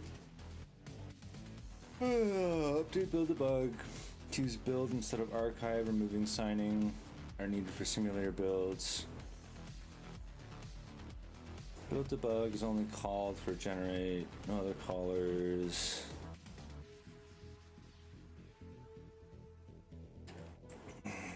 Go for it. Let's see what that changes.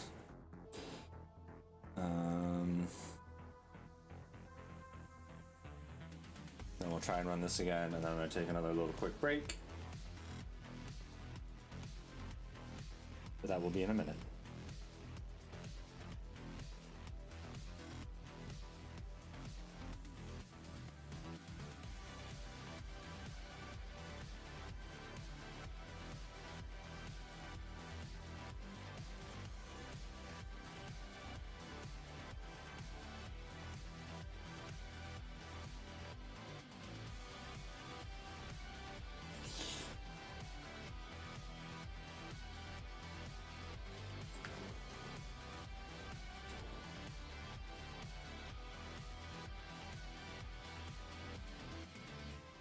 I just want to see if this will start running. Okay.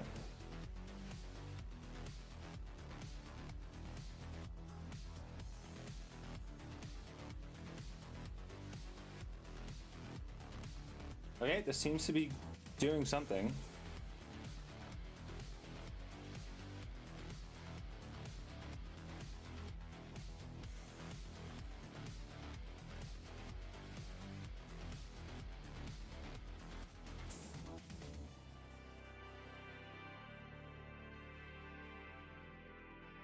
Thanks for the thumbs up on the YouTube, whoever that was. Appreciate it as always.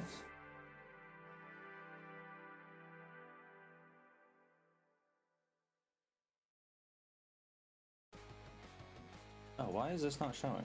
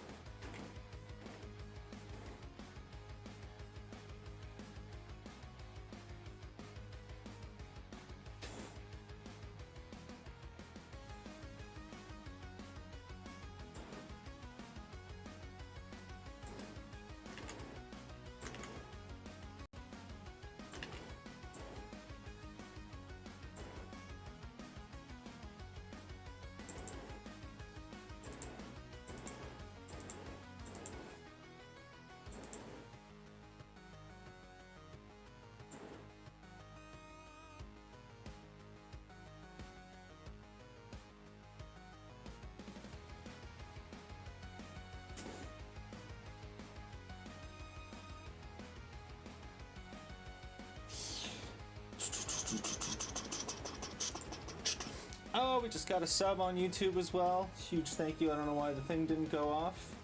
Really appreciate it if you're watching. Not watching, well, whatever video they watched, I guess they enjoyed it. Sorry, this takes sometimes YouTube takes a while to actually like show things if you did that a while ago. And I still don't know why my actual notifications don't go off. So why?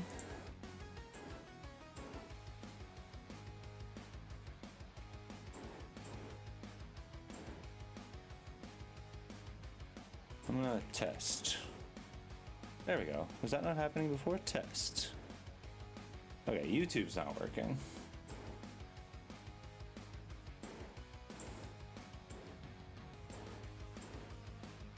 Activate selected. Test 2. Still didn't go. Oh, there we go. Test 2. Just takes a minute. Classic YouTube. All right, well, there we go. Problem solved. Chat is now showing. Okay, what do I need to do now? So we have this pipeline working. I need to get it to run on nightly builds.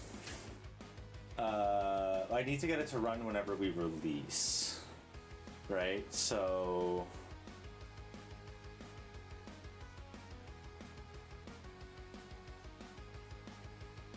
which graphics cards do I use? I have a 3080 Ti. That is the, I don't know why I took so long to say that, but I have an NVIDIA 3080 Ti. And it's been great. No complaints. It's been a little bit weird to use on Linux in some situations, but overall, zero complaints. It has been great. I was thinking about upgrading to a 50 series when they came out, but then the prices were so astronomically large that I laughed at that idea. And then I ended up, that link's still broken. I just realized that as it popped up. And then, what else was I going to say? Oh yeah, and then since I run Linux now exclusively, or as exclusively as I can, I will most definitely be picking up a like AMD card or something next time. I don't know which one, but that will be, which one will be dictated on which one is good when I decide to buy it. So what I need to do now,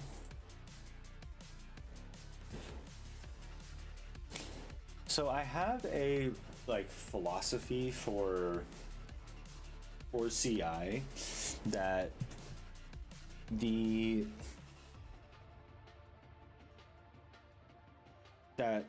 like GitLab and GitHub dictate when things run,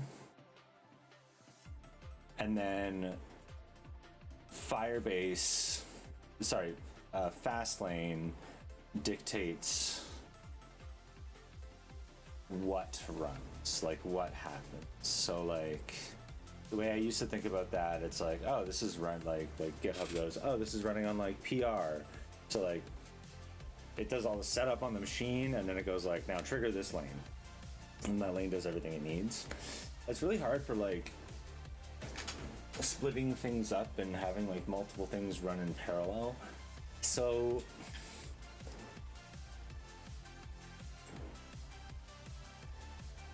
because what I don't want is I don't want to have this like callback hell, right? Where like what I can do right now is when I deploy, I could just go, oh yeah,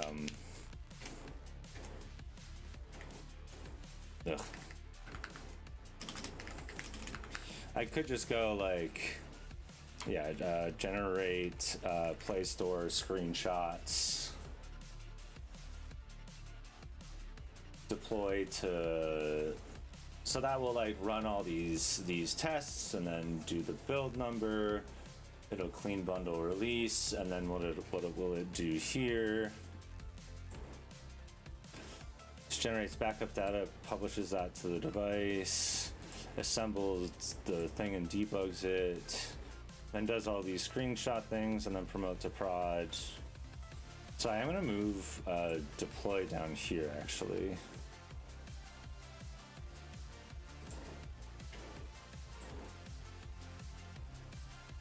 And then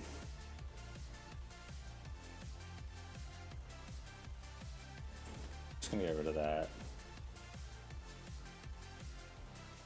What?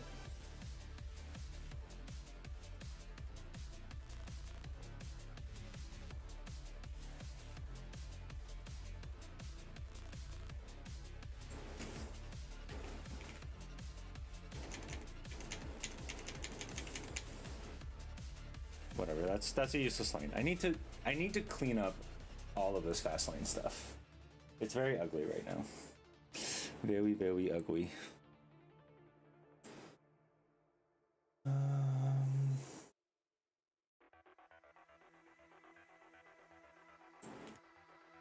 Okay, so now we generate the things and then we supply to track data. I am gonna bust out because I'm gonna bust out the open code again.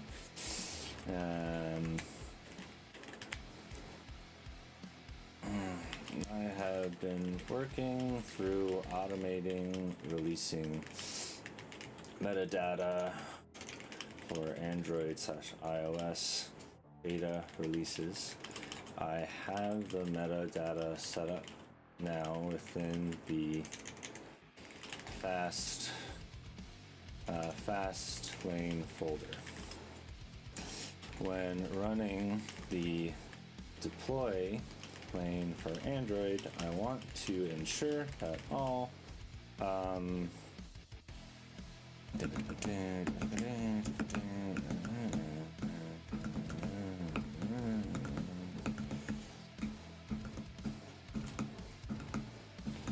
to ensure that all screenshots are added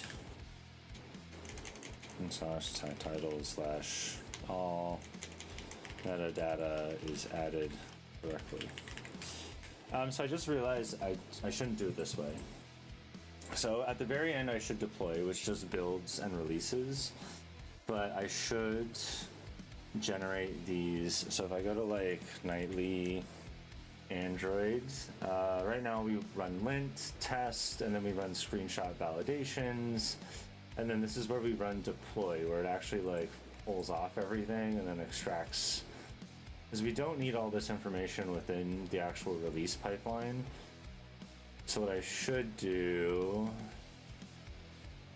I don't actually think this works anymore, I'm not gonna lie.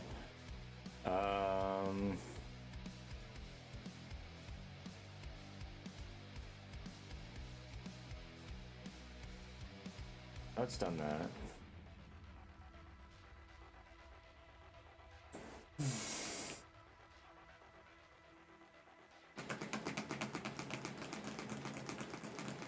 All right, I'm gonna take that break that I've talked about like 1,000 times. I will be right back, and I will see you all in a minute. And Twitch, you get some ads.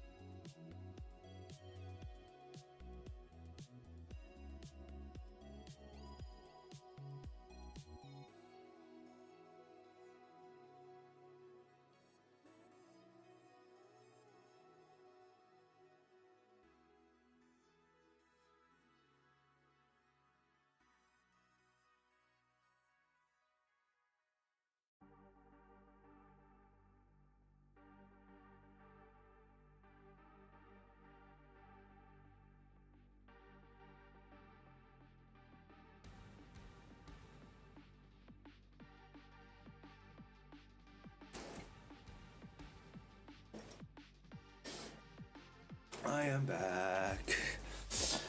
Oh.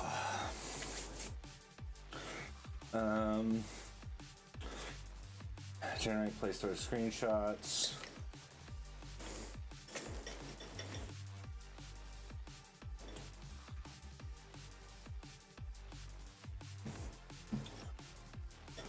Change text.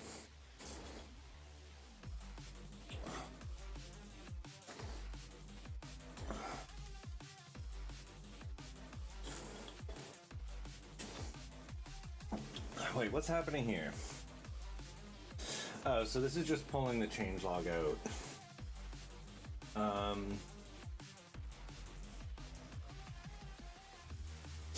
So this is making me want to switch this actually into. Wait, yeah.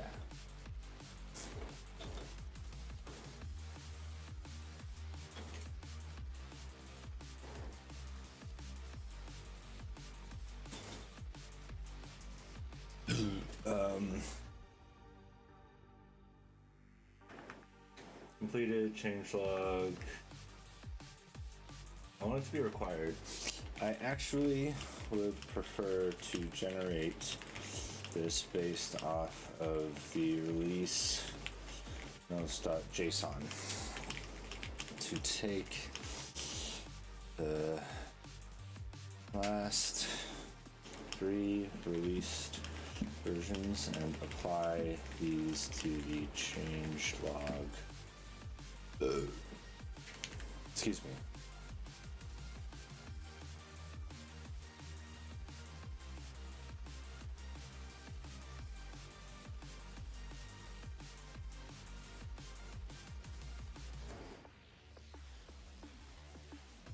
Let's release versions that apply to this platform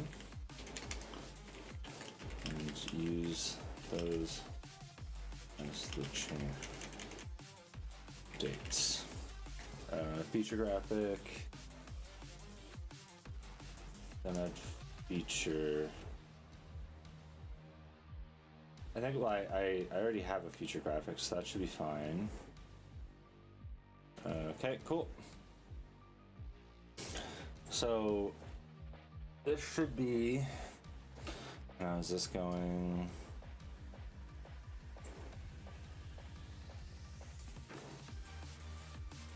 Oh, it failed with errors.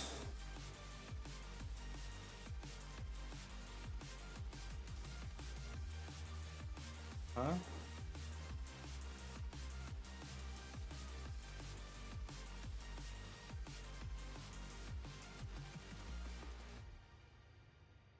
Oh, run script will, interesting, will be run during every build, so I can use that to slow down build times. New error, build app. I mean, I think that's, so the annoying thing about the current flow that I have going on here is that it's really difficult for me to swap between like, oh, I want to fix this myself and just like edit some code versus like, it's easier to just throw it in the thing because I already have open code open and it functions. There's this like AI tool that I don't believe exists, or I mean I haven't found it. I'm not gonna lie, I don't think I've searched particularly hard for it. But it's a tool that just like where it kind of like works in tandem with you instead of this like I'm doing stuff with AI and then I'm doing stuff with, and like I've used anti-gravity and I've used, you know, things like that, and it still feels like very like the AI is in control or I'm in control. There's a tool that I want where it's kind of like generate this file, blah, blah, blah, and then I'm working over here, and then, but like the amount of times where I just tell it to do something and then it starts like going off on its own, and then I'm like, you're now fucking with what I'm doing, or, right, like it does something and then I kind of like start tinkering with stuff and then end up doing something a little bit different, and yeah, I don't know, it's what I want, but what the hell? Update the deploy lane in Fastlane. Deploy.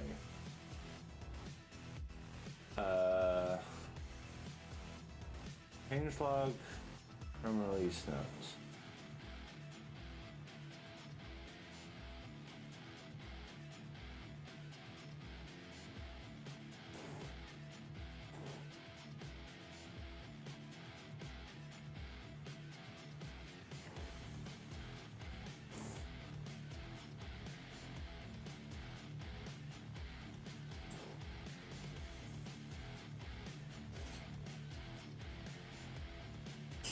I would prefer.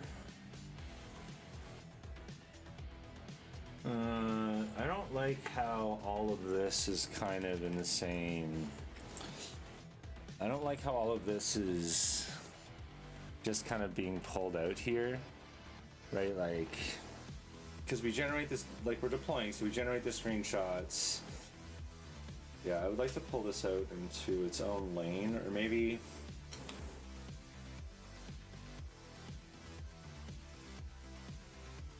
See, the thing I'm starting to run into right now that I don't like, that I really don't like, is this idea where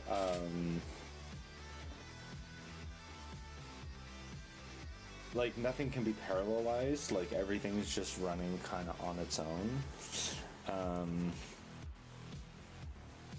So let's try changing this.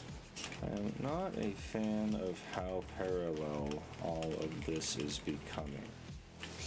Example, we could be generating iOS, so we could be generating screenshots while we build for release, and also while we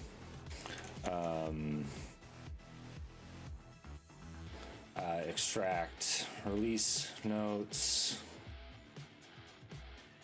We can be generating screenshots while we extract release notes,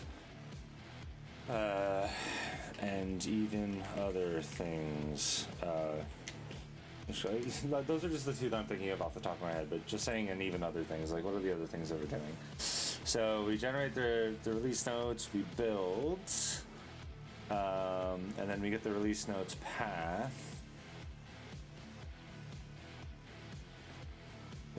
Yeah, like we could be preparing the screenshots and release and blah, blah, blah, blah, blah. What does it need to be? It needs to be changelog in parallel before we'd be preparing screenshots, the change log, and even building release all in parallel. Blah, blah, blah. Why is that word so hard for me to say? Before submitting to the Play Store.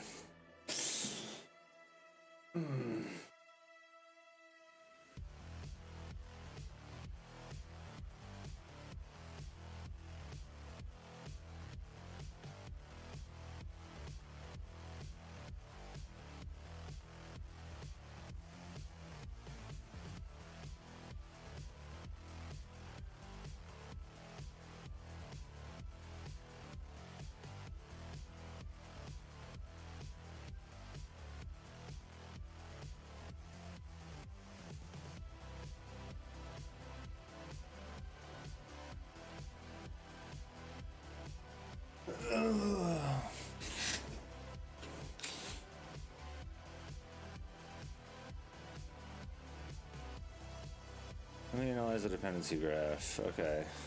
So the other thing I think it's going to try and pull this all into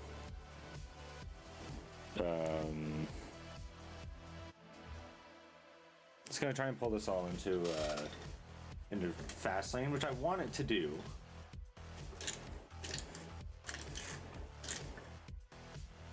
But I lose a lot of the prettiness of like GitHub's parallelized things. Which is called clean to delete files that sample debug needs. This fixes to drop clean from the release build. Is that acceptable? what about moving this into the GitHub configuration instead? So nightly builds would be running different workers that then share artifacts with supply with the final release to beta. I think that's what I want. It's a much cleaner approach. And then I will have like plan runs that can just run, that'll just run like each of these individual jobs within Fastlane.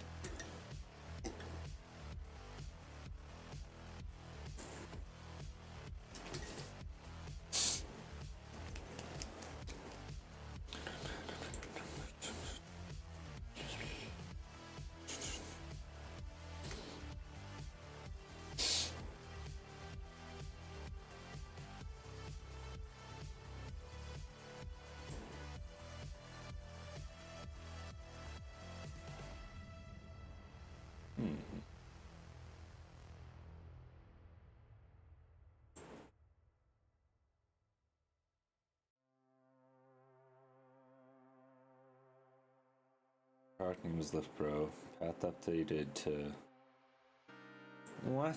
Why is there like big changes happening here? Oh, this is like the install on the simulator where it's making changes. Thank goodness. I thought it was making changes to like my Xcode project. I'm like, no, I just fixed all the build system issues. I just fixed those. I swear. Include emulator in CI.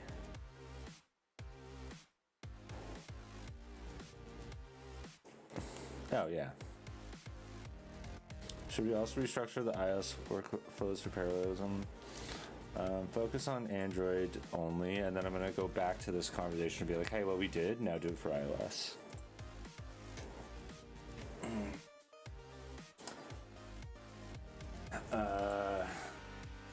Because I'm also interested to see how this functions after.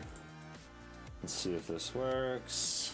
I forget why this is open. Oh, I was posting stuff. So what's the other thing I wanted to do today? Because this is feeling like I'm getting to a spot where there's also a lot of duplication here.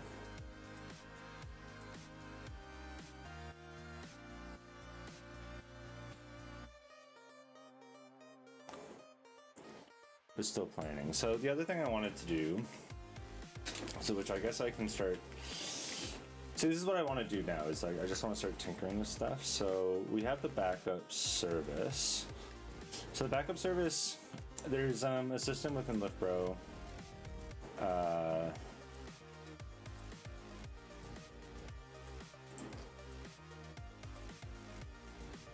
Where you can back up and restore the application, and really what it does is it takes all the domain models, it serializes them, hucks them into JSON, and then reads them back. It's not good. It's not good at all. It is not something that I should be doing. When I initially built backup, it was very quick and something that I needed because I was breaking the application a bunch. So I just needed to be able to like back up to JSON, and then like if there were problems re-encoding, I would just fix them manually. But that's not really possible anymore because it's an actual feature. So what that is meant is that my domain models, or these current models, are how backups look for people. So what I need to do is I need to update this to be versionable, right? So that I can have like a backup of this version of the database or another version of the database or something else.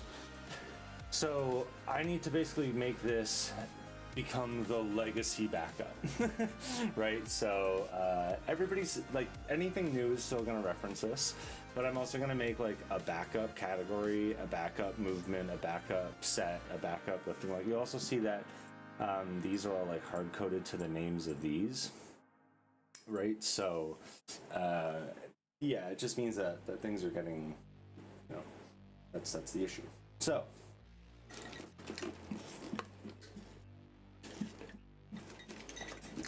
okay. Now, what do I need to do with this? So I am going to copy this. We are going to go into backup. So this is in presentation compose, which is not great. Do I want to put this somewhere else? I don't think I really. We have the backup dialog. There should be somewhere else because we have the backup state, which is going to. This is going to be the backup state and the backup event. So I really want to keep that out of the presentation layer. So where do I want to put this? It is calling the database. And the database is definitely sending it to storage somewhere. Where's the backup use case? Where the...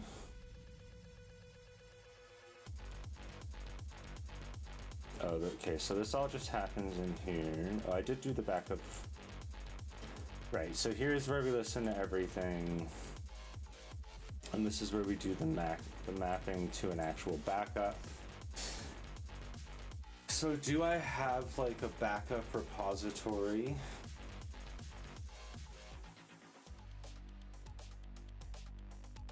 I'm gonna play around with this idea. This might be over engineering it, but you know, that's what we do. So we're gonna have a domain.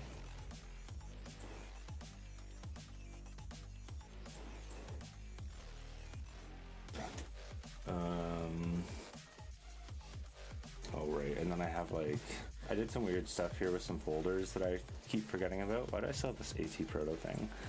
So you have this core.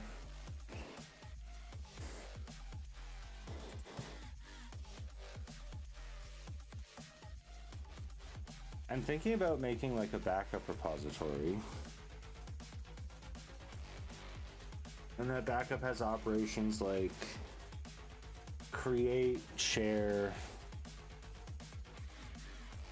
right? And then that gets implemented.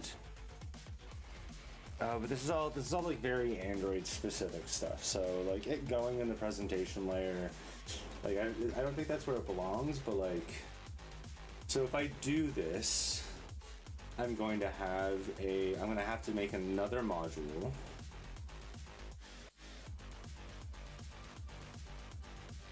Because my core and my data layer do not depend on Android or iOS.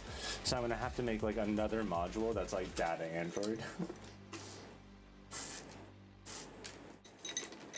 And data iOS, I believe. No, what am I talking about? That's not how that's going to need to happen. Because if I go...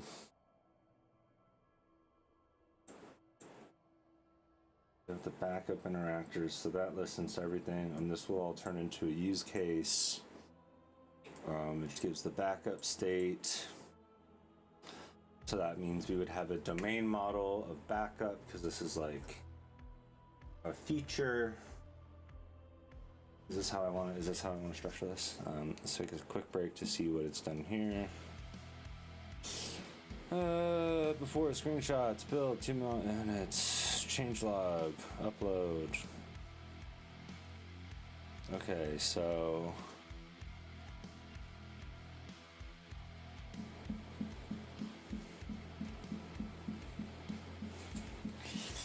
fast file, add 3 new names, 3 new lanes, refactor, split, deploy into parallel, delete. Oh yeah. Replaced by dynamic. So build, add composable lanes. Okay, so build release A, B. Sure. Generate change log, so that does the big ol' thing. Upload to Play Store.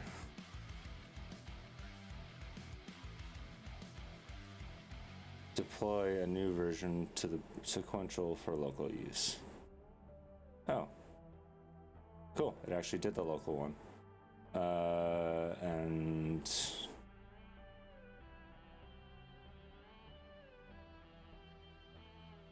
then upload to Play Store. So this would be things that happen. This is exactly what I was thinking. Also what I told it to do. Party har har.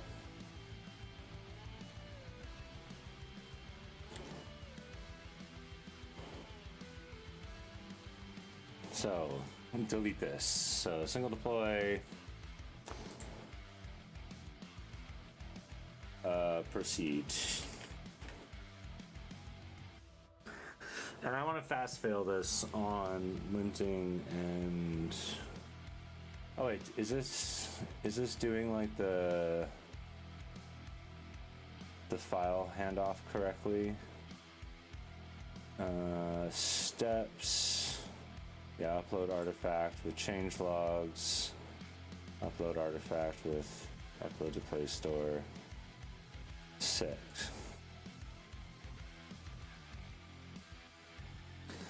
Proceed.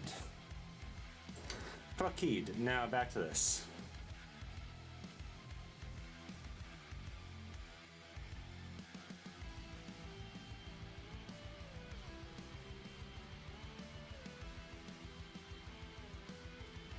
So I want there to basically be a new backup domain model that has everything. I want there to be a new backup domain model, which that backup domain model will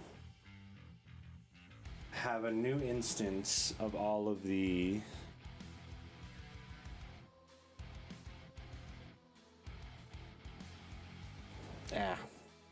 sorry, there's something stuck in my eyebrow. Now I kind of want to pull the eyebrow out because I don't know, weird. Ow. Okay, so yeah, there's a bunch of different things that happen here as well. Is that we pull from the database, which is very easy to put down behind a repository. Excuse me. But then we have another issue where we then need to share it. So that could be something that we just do as the side effect still, because that works here. So what? Yeah, I guess the repository would then be like, yeah. This repository would just be like a create or save, which really could just be done by a use case.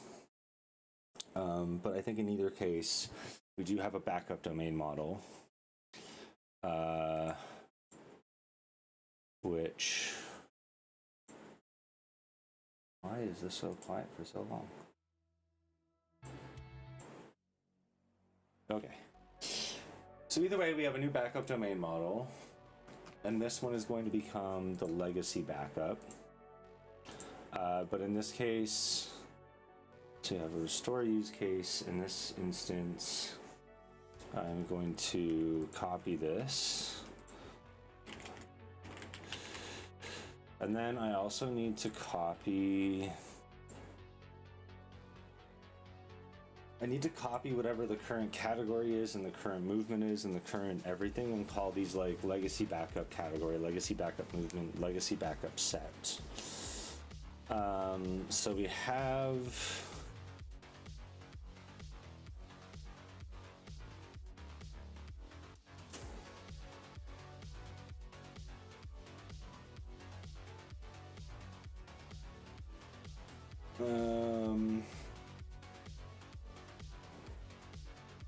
sweet, it did it.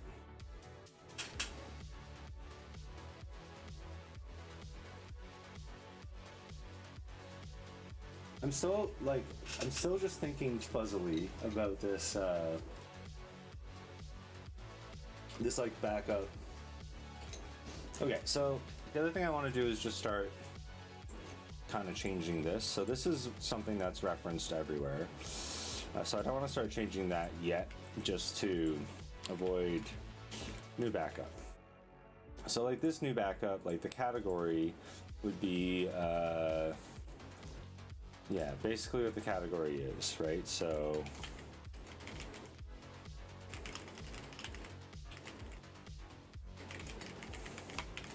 So a backup category,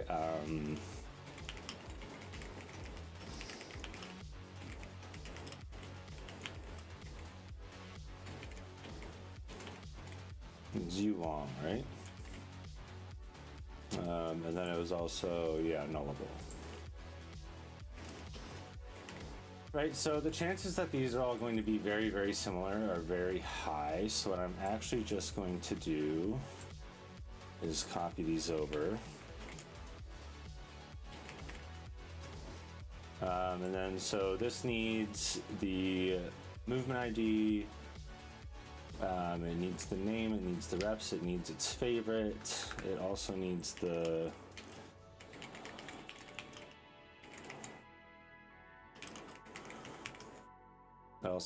category ID. We don't need the Emax, the 1 rep max, the max reps. We also don't need the latest set, just these are all the pieces of information that we need there. And the other thing too is I can create a mapping directly from this to the database, because really this is what it is, right? Like this is whatever is being stored in the database. So, ooh, do I do that then? Shit. Okay, so when I pull things from the database, I get their direct. No, because the database and okay. So what I was thinking is I start using the database entities. I've been saying okay a lot. I should have an okay counter somehow.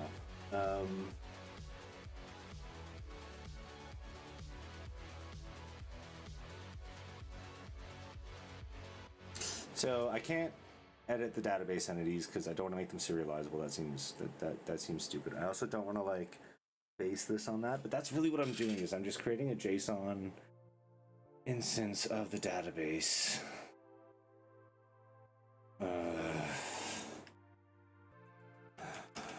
Let's just Gemini it for a sec. Is the easiest way to convert a SQLite database JSON representation. Note, this database is encrypted, and this is all through the lens of SQLite, Kotlin, multi-platform. Yeah, okay. Because if, like, I could technically just do like an output of string from the database. Is that like possible, right? Kotlin X serialization. When dealing with encrypted databases, you cannot easily drop a binary command utility or general extension to read raw database file. That makes sense. SQLite doesn't have a native export to JSON. The absolute easiest in-memory data mapping using. Okay, so I have that. Entities. Okay. Okay, sick. Could I create a custom query that maps all entities to strings, i.e. JSON? I don't know if this is the dumbest idea ever. Bypass Kotlin serialization.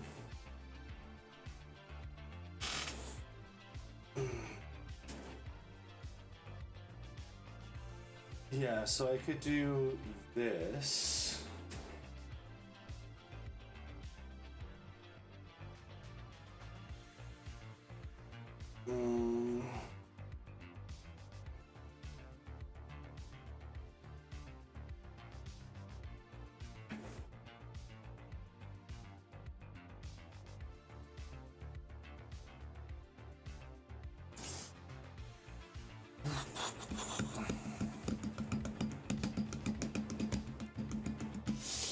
JSON object function has a hard upper bound of 127 arguments, meaning a maximum of about 63 column key value pairs. If you have a massive table with more than 60 columns, you'll hit the SQLite compile error, and you have to nest multiple JSON object calls or use JSON patch. Okay. That's understandable. That would suck a lot.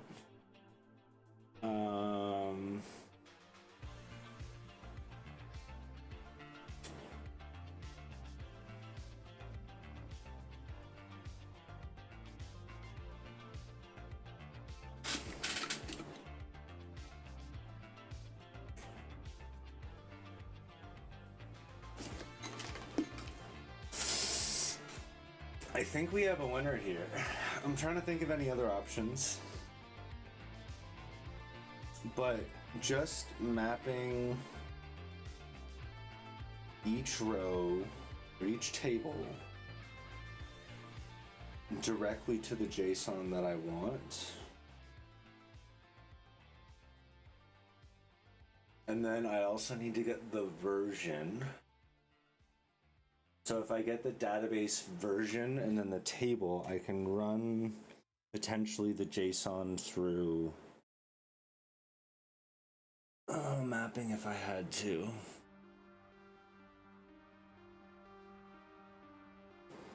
Right, so what I would do is I would have a backup.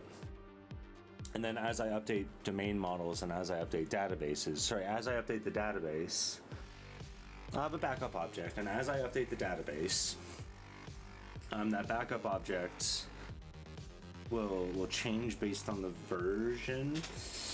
Ooh, the thing that I'm thinking is I'm gonna run into like JSON decryption issues. Wait, no, because I'll map directly to my backup models. So I read the JSON.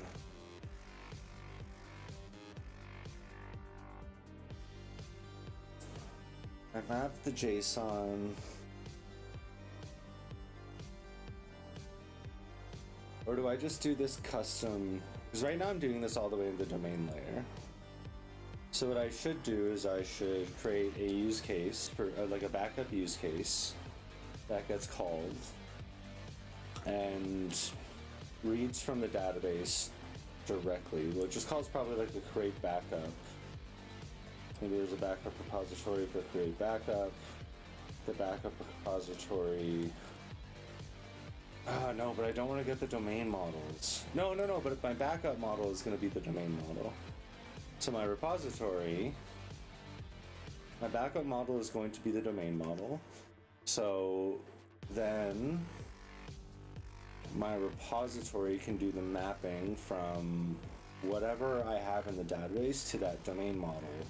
And when that changes is when I have to make mappers.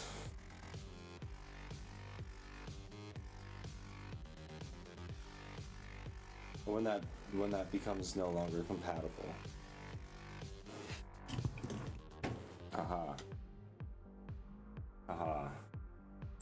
So that JSON output I think is interesting. I don't think that's going to work just because it's going to be really hard. The thing we just Googled, or the thing we just Gemini'd, it's going to be really difficult. So if I output like a JSON string, Eugene, are you making noises?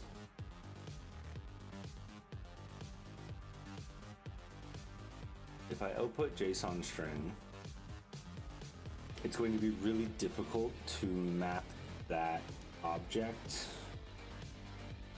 Or wait, no, because I guess I would just map it to the previous one. No, because it's just going to be string, and like I already have JSON serialization. So why am I just pulling out a string? Just pull out the actual classes. Why was I thinking this back with this? Because I think it was really easy. Then I can just be like, oh yeah, database, like give me your backup. And I'll do it. But I don't think that actually, it's really easy. I don't think it actually solves the problem that I want it to solve. Okay. Yes. So we have serializable.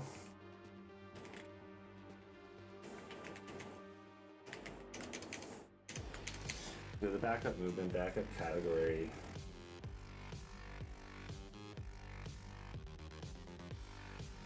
What it's going to be is like,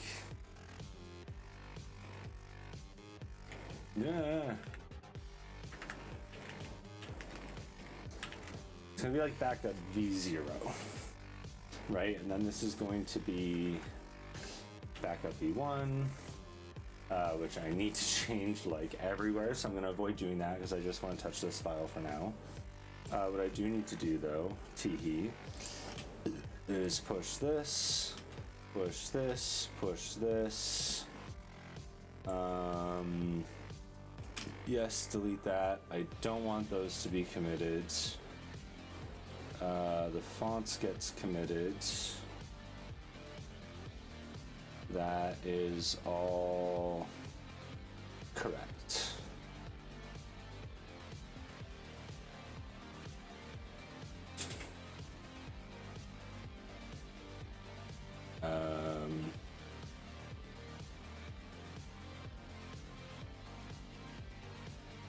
Yeah, this is all correct. Ooh. That's gonna run. This is failing.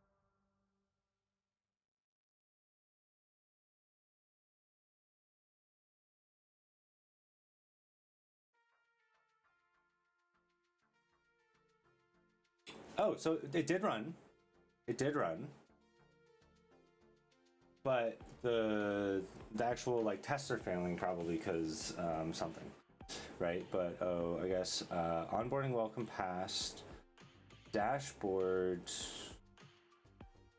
So it couldn't find calendar or deadlift. So that makes me think. So that makes me think that it's getting to like the page. It's just taking a long time to load. So what I should do is actually I can open up projects, Liftbro. This is going to be, where do they go? I just did this. Store screenshots, they should be here.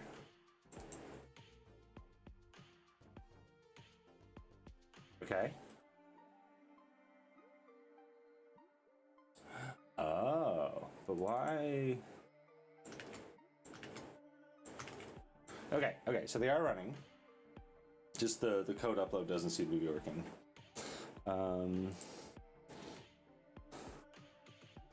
Oh, but it's like recent. So the app has to have like interacted with it.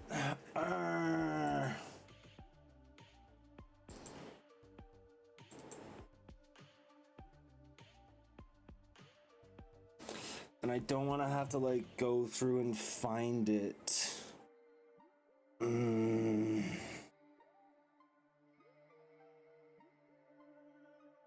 It's gonna open up to recent. Can I open up to somewhere else? But I don't think that's gonna be possible to do.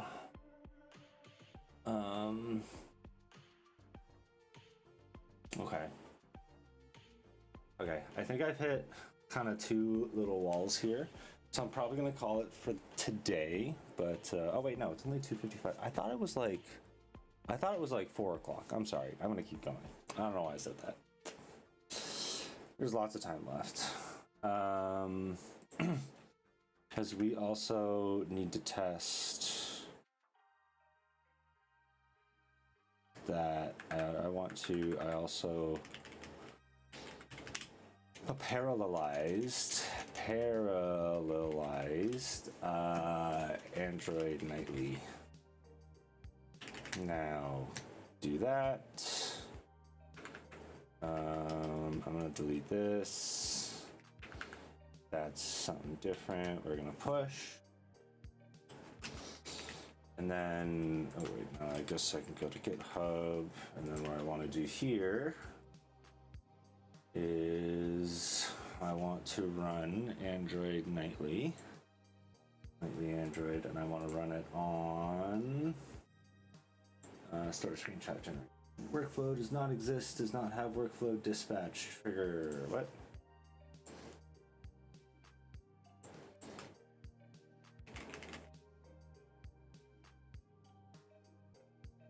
Nightly Android builds.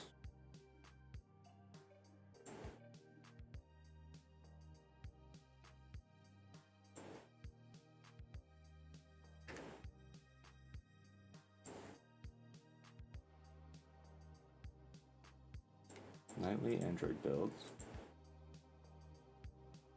Wait, what? Oh, it has an invalid workflow file.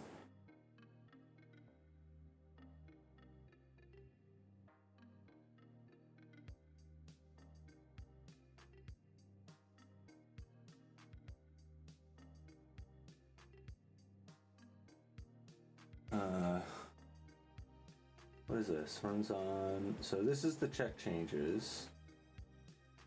Output had.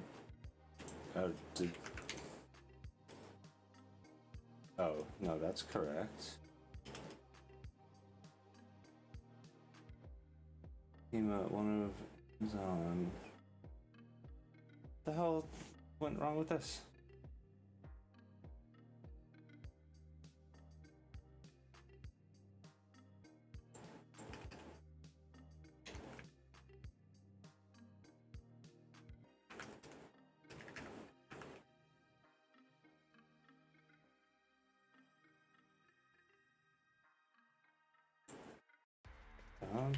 What?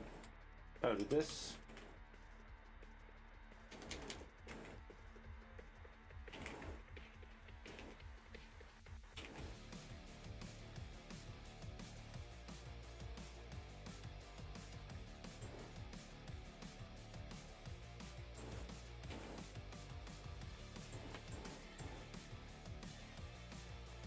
Schema validation, remove.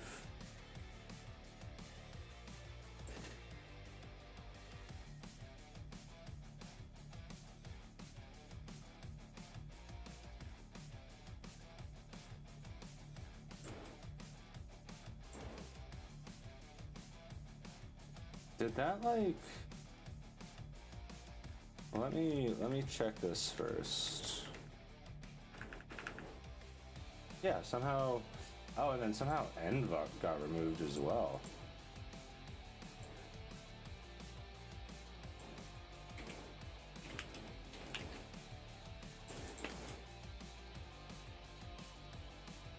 Crazy. Let's just double check that. Yeah, so end and job, so end was right at the beginning. All right, sweet. So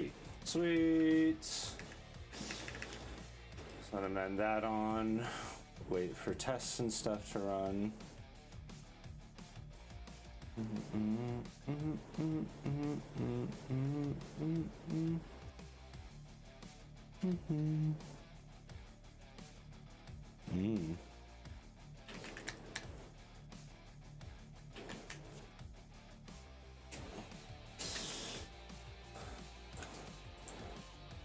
Workflow dispatch.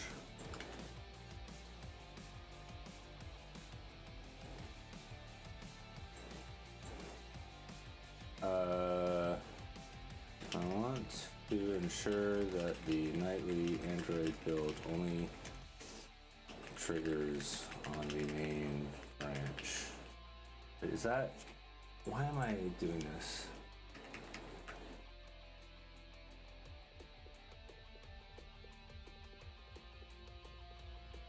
This was the problem with that other.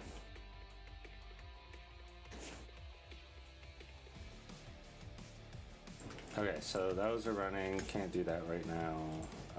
This is, should be good. It's going to, wait, why is weekly release?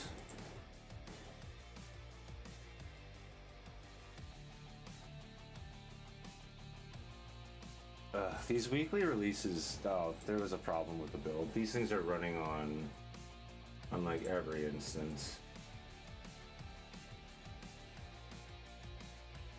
Workflow does not exist.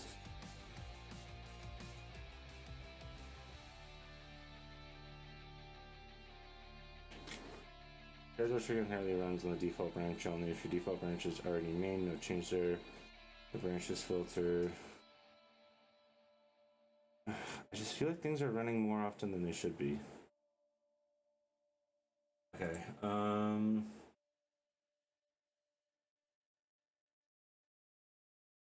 why is this on cron? Load dispatch.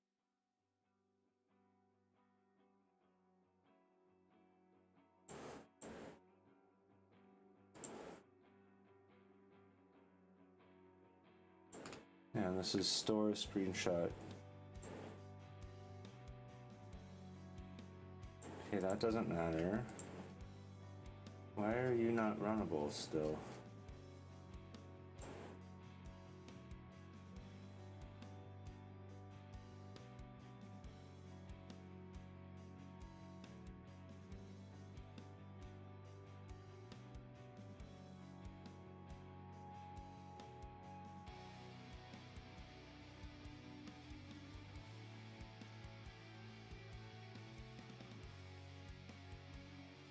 Okay.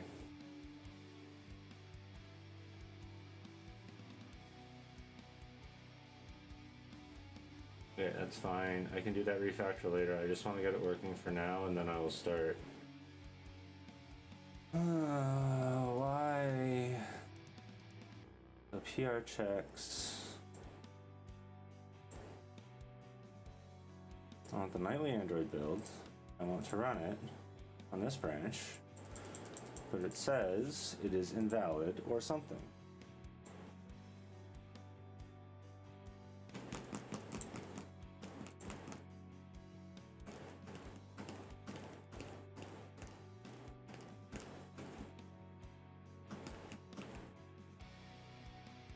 Wait.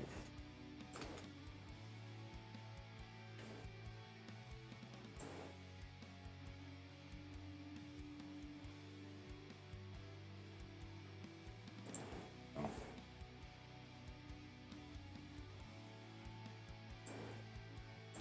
How? What is going on with this branch?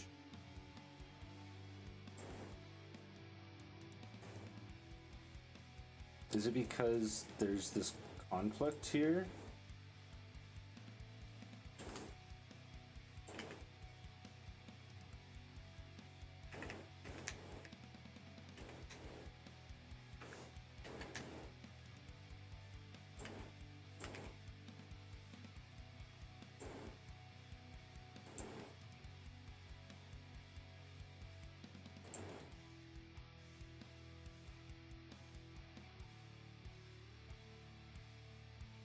Okay, so merging is now just blocked because of that. Was that the reason? Is that there was a, like, I can't run a workflow if it's, there's a conflict? Yeah, it still says it doesn't have the workflow dispatch.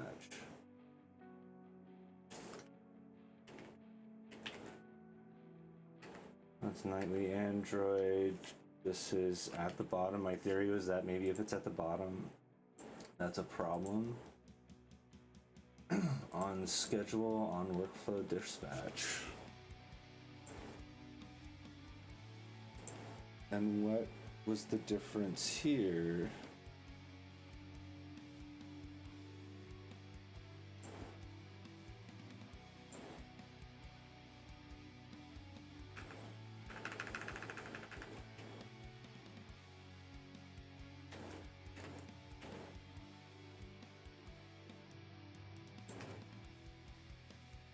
Is that it?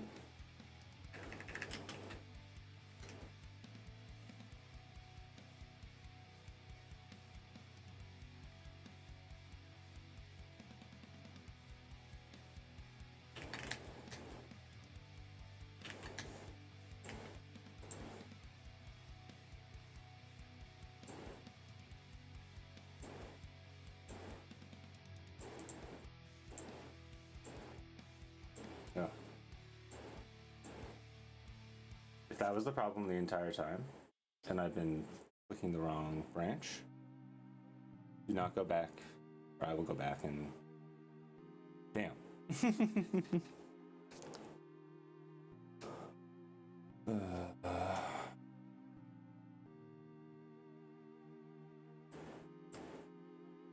Okay, so we generate the change log, and then here we get all of the...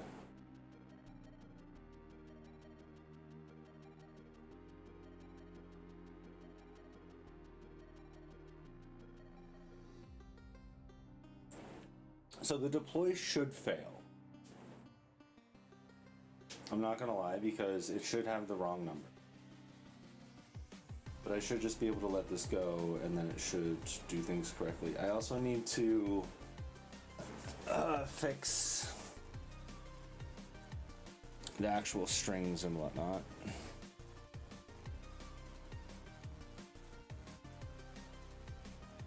Oh, anybody good at marketing?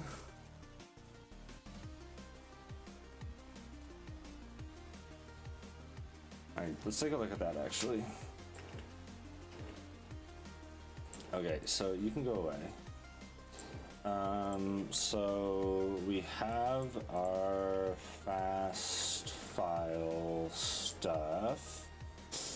That has all of our, why are there screen, okay, that's an empty folder. I really got to get better at just like, okay, so the title, lift pro, workout, tracker.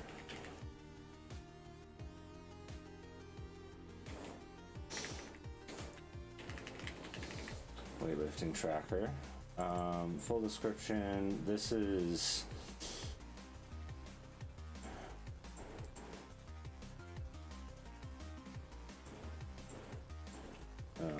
Pro's a workout tracking app designed for lifters who want to track their progress and improve their strength.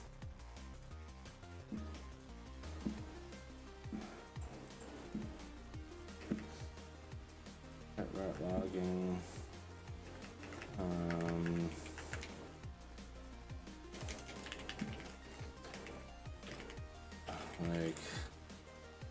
MERs, total weight moved.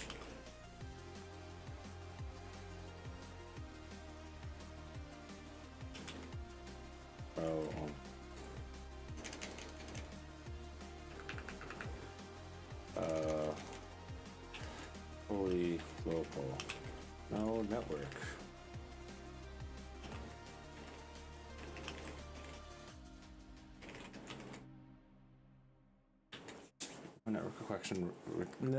No network connection required.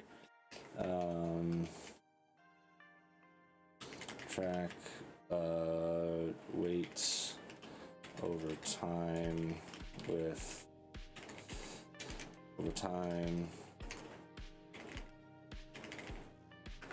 fully local. No, I don't know why I do everything in fucking capitals. I'm just like yelling at everybody all the time.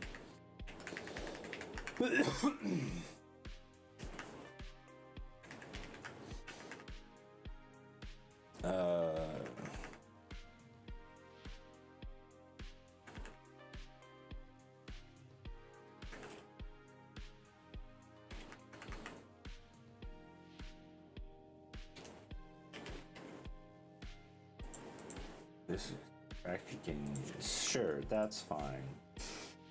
Track gym workouts. Track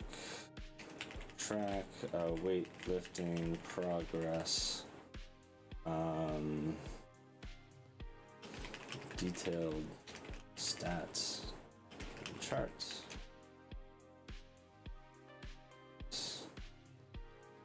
In style. No, that's stupid.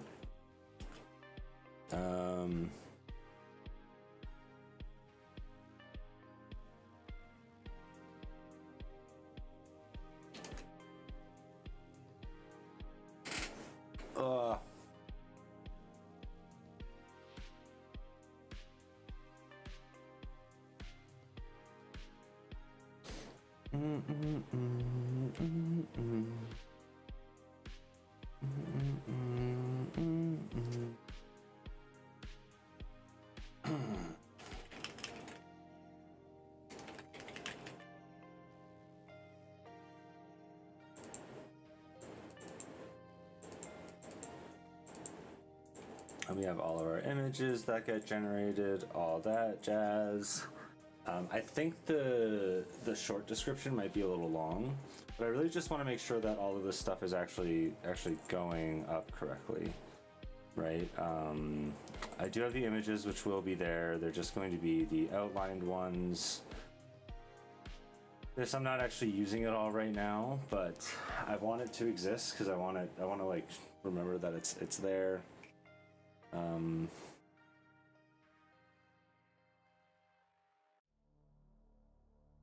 Let's see what it does to my listing.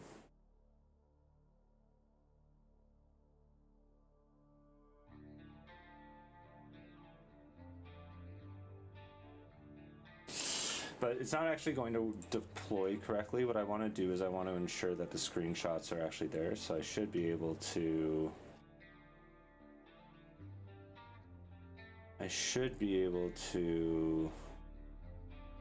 Can I not?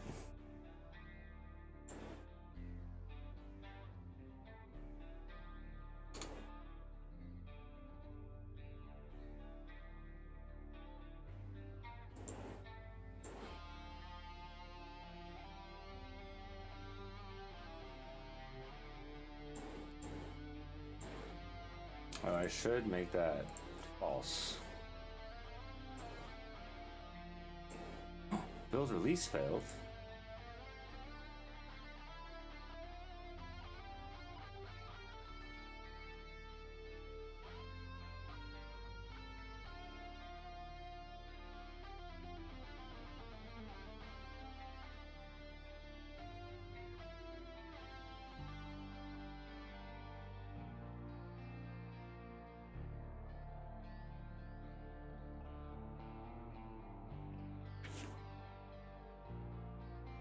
This is a warning.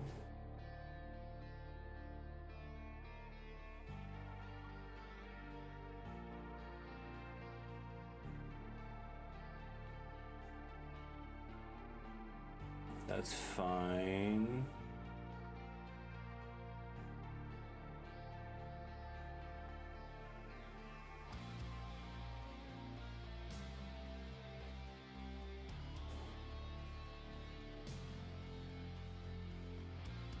Is this at least working?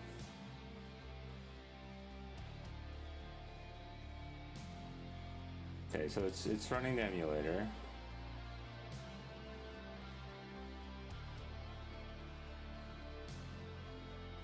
Sign release failed.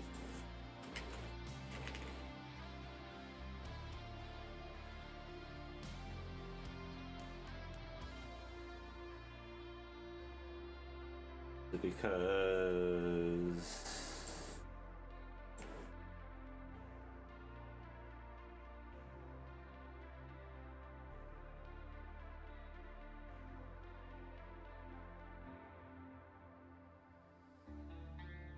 deprecated Gradle features.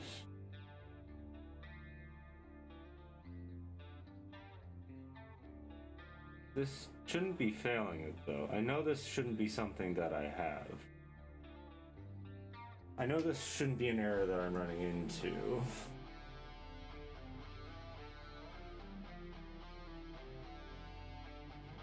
The build release.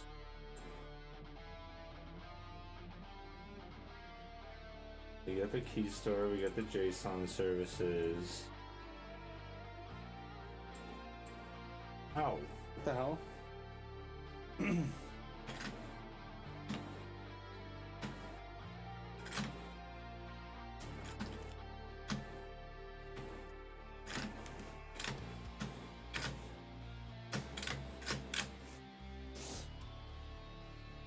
Yeah, so this is running generate change log.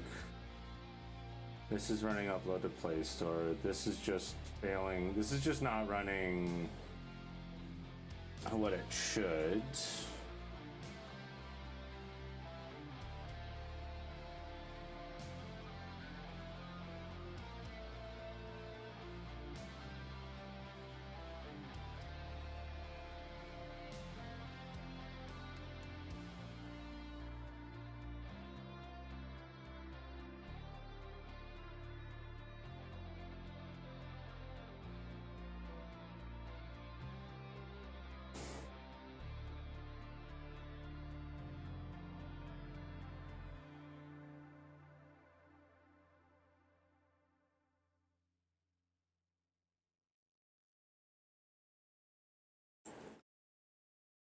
Nope.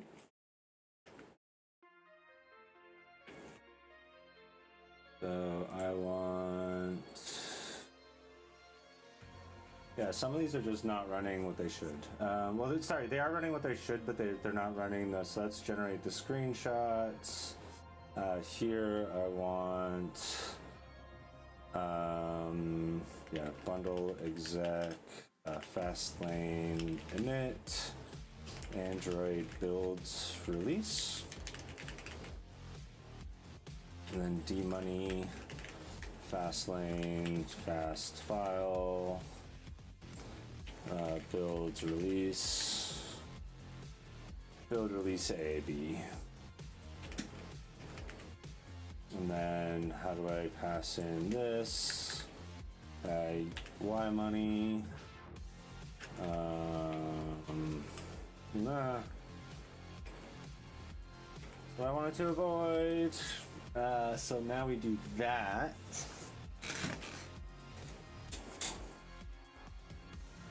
no, it's not Fastlane init. It's Fastlane Android generate changelog Android build release AB generate number. Then I pass in the run number. Build number is passed in via there. I should move that to like an environment variable or something. And then we still have the validate screenshots, which is, I guess I can just go Gradle W. So check. Why is check changes? Oh, this is happening on. So these are all still using this, but we're getting to a good spot.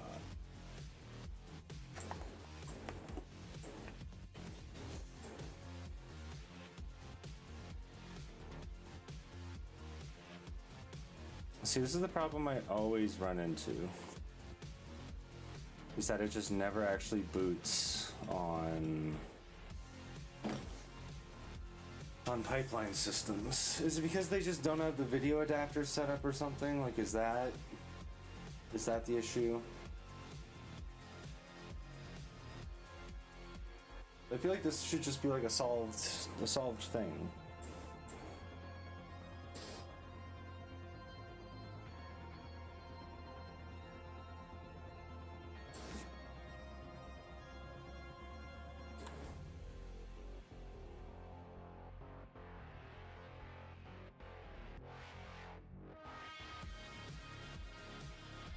We were always using 21 Tamarin.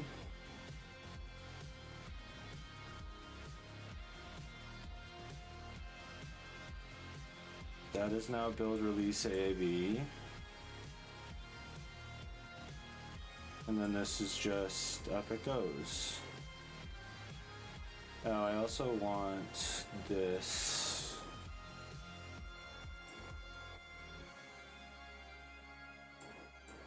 Upload artifact. I want these to be whatever.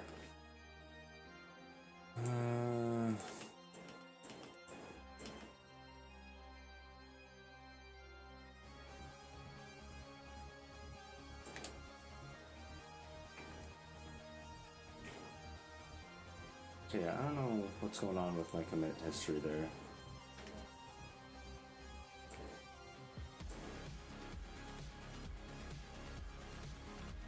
Yeah, this is taking 10 minutes.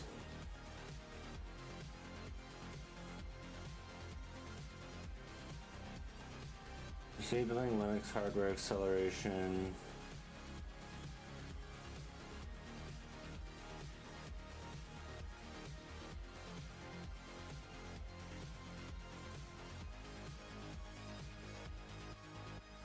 It's just like waiting for the system boot to complete. Do I have to like register emulators or something beforehand? Okay, so this failed again, but that is fine. No, this is what I had before. I need to get some fresh air. It is very warm in here, and I am dying a little bit. So I will be right back. But I want to, because this is just going to keep going. What can I get working right now?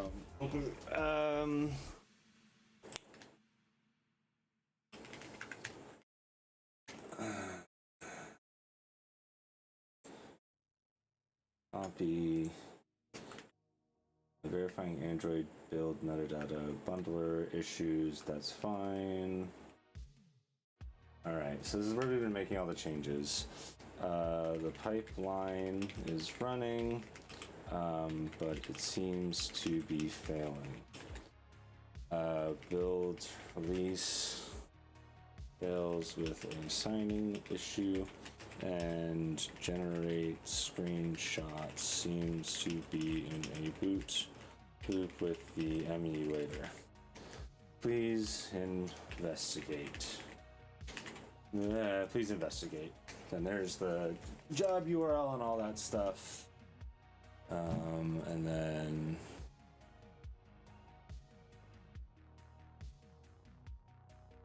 And then yeah, I gotta run to the bathroom and I gotta get some fresh air, or else I'm gonna like pass out or something. So be right back.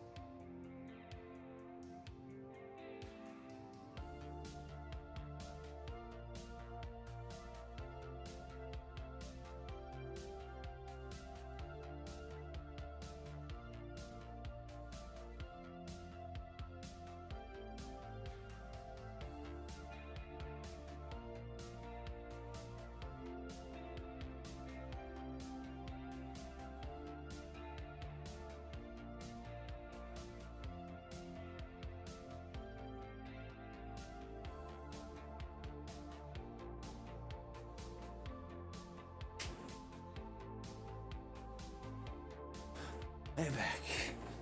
Ba ba ba ba ba. Current TI uses API level 6, Android 16, which is bleeding edge and unstable. No.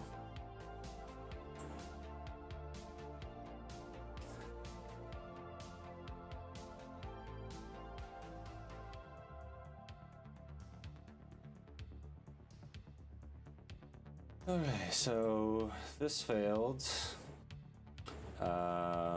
Yeah, I just could never comment out. Yeah, just remove it entirely. It's in Git history.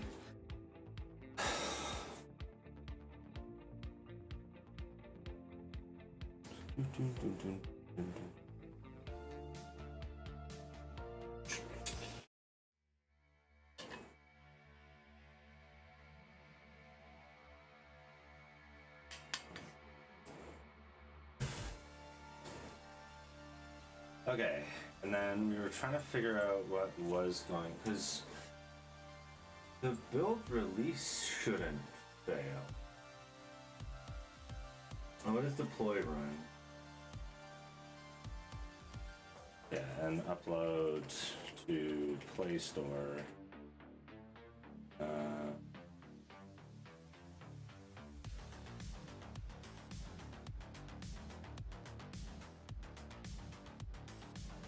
Build release ABB.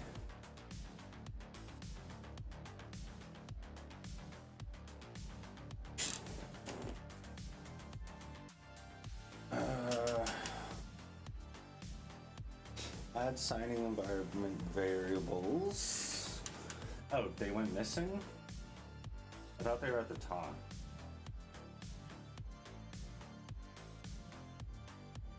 I thought they were at the top. No, they're... Proceed. Ugh.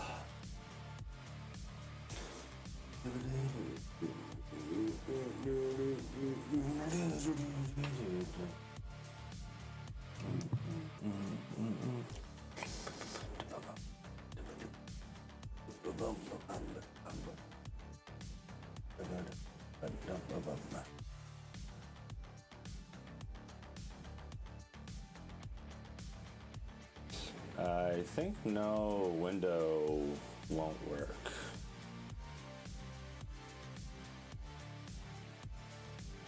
But that's actually not the part that I'm the most concerned about. I like everything else that I've done here, to be honest. Like, I really like the idea of moving everything into the title message, like that section, so that now that that's all controlled in code, I don't have to like go in and deal with, the Play Store anymore, which I'm a huge fan of. Not that I dislike the Play Store, I just, the less I have to spend in weird, I'm just hoping that it doesn't wipe out stuff that I have currently. Like, I know it's gonna replace it. Well, I actually know it's gonna replace everything. I just wonder, like, I have the banner bar and stuff that I haven't.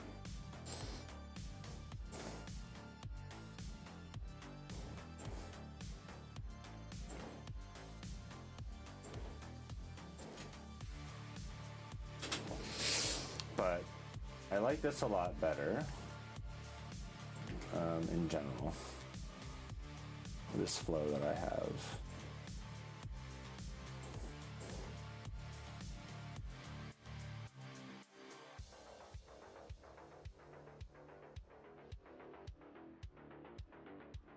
Now generate changelog failed.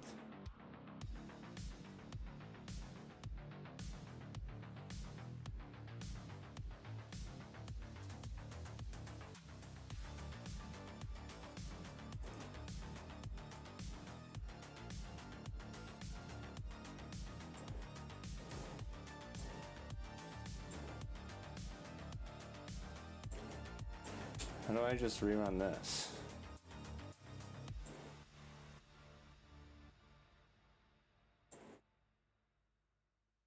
Oh, here it is. No, what the fuck? Where's just rerun? Whatever. Because this is going to all finish. I should really just get rid of screenshot validation. Like I'm not actually checking it right now, and I'm pretty sure it's not actually functioning. As I know the screenshots have changed quite often.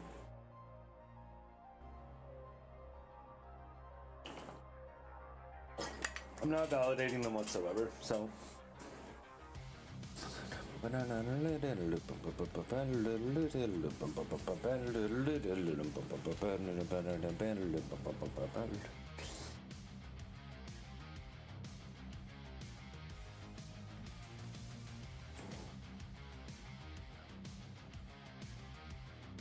just gonna copy out screenshot validation. It is not something I care about or use. I do want to update it to be usable, but right now it's just wasting time on the pipeline. Right, like, it definitely is the thing that takes the longest out of all this testing, I'm fairly certain. I'm surprised tests take this long, to be honest.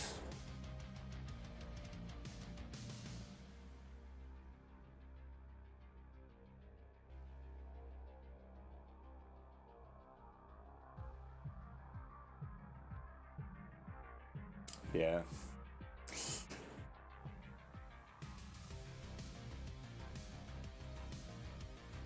I wonder if there's some way to, because I really want to like utilize Fastlane a lot more in this regard for how these pipelines work. I wonder, or maybe I can use n8n a lot more for this.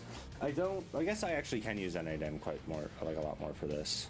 Oh wait, screenshot validation finished first. What the fuck? It must not be working.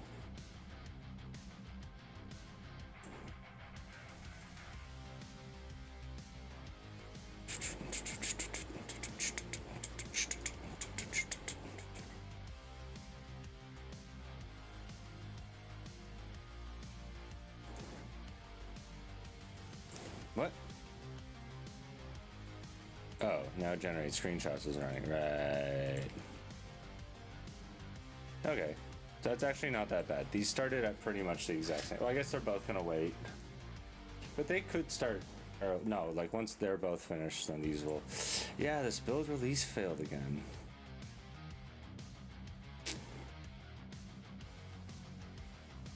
Bundle exec Fastlane Android builds release AAB.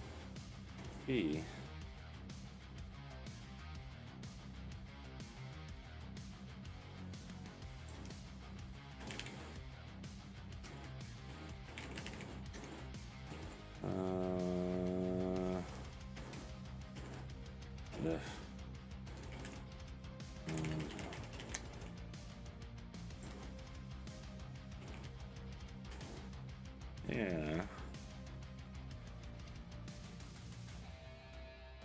And then generate changelog. This is all upload to Play Store. This build release AAB. Why is this any different? Why is this any different? And then this has build number. This has build number.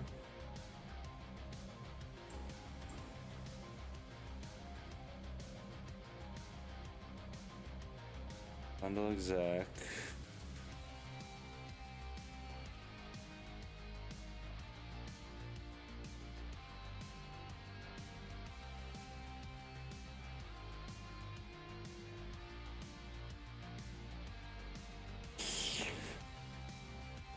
Commands not found. I don't understand.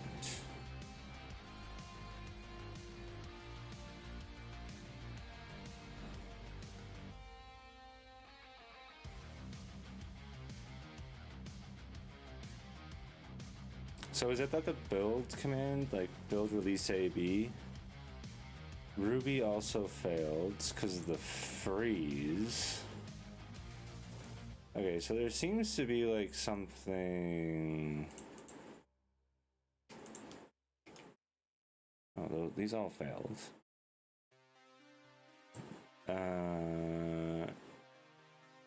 Yeah, I guess I just want to rerun the fail jobs. Oh wait, no. Well, okay, thank God. is it feels like the machine just got into a weird state, which is really gonna suck to deal with if I have to futz with that.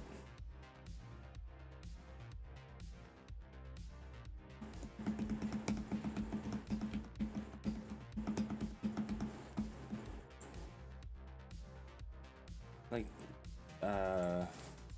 Ruby.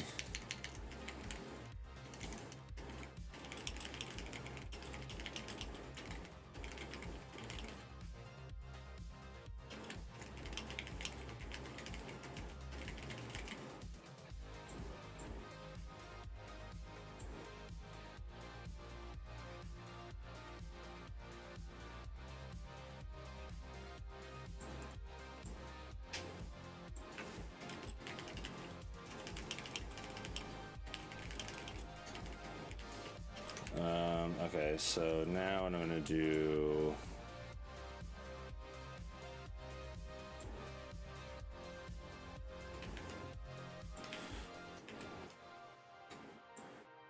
just copying these links.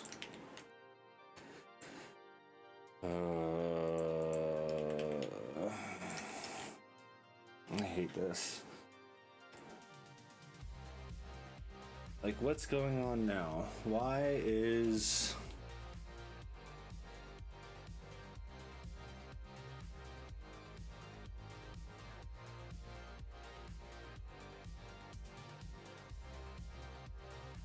Has been modified during bundle install, but the file is frozen in Git. Is it because they're each... Is it because they're each running... But like this runs... No, this doesn't run Ruby setup. Oh, these all run Ruby setup. Okay. Okay, so these all run Ruby setup. And just wrapped final release. We should call Gradle directly in the CI. Skip Ruby Fastlane or add Ruby setup for consistency.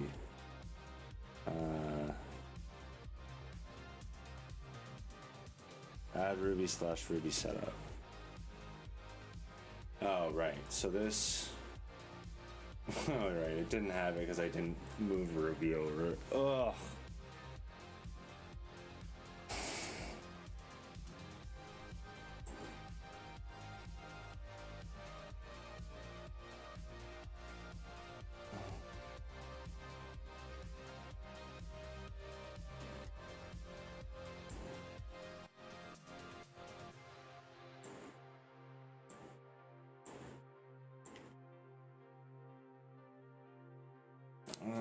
Okay, so 2 changes need to happen. Set that up and then do the gem lock.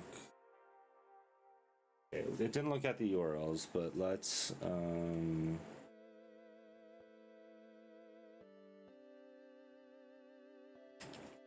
just implement the one.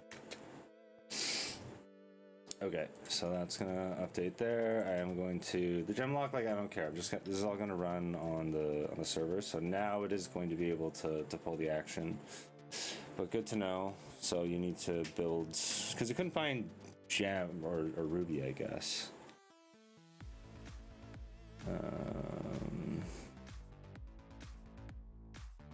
Yeah, there we go. That's there. Oh, it is so warm.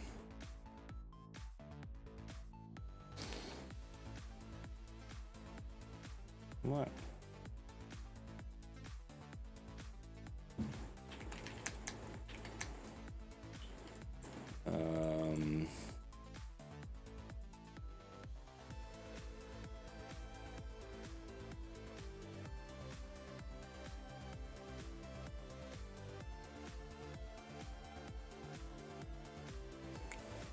Why did this trigger?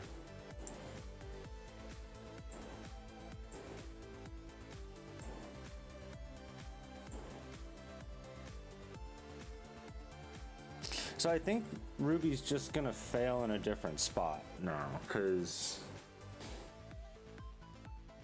Or was it the fact that I removed the thing and there was an issue with me not needing it? Because if so, that's a little annoying, but I guess that makes sense. Ooh, nice.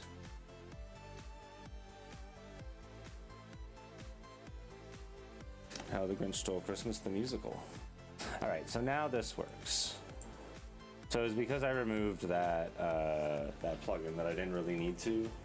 There's like the Android emulator plugin, which could be causing it, because you know it's just waiting for something to run. But I mean, like, it should be able to run to. I don't know. I'm looking for Coke, a cola, or something sweet.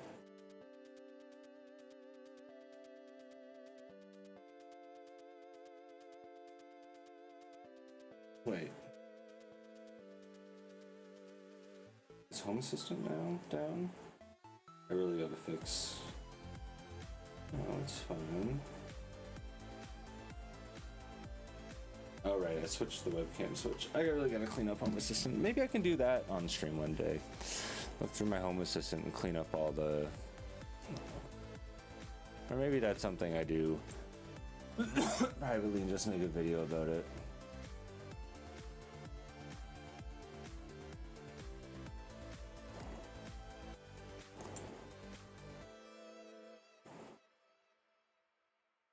So the screenshot testing worries me that it's not kind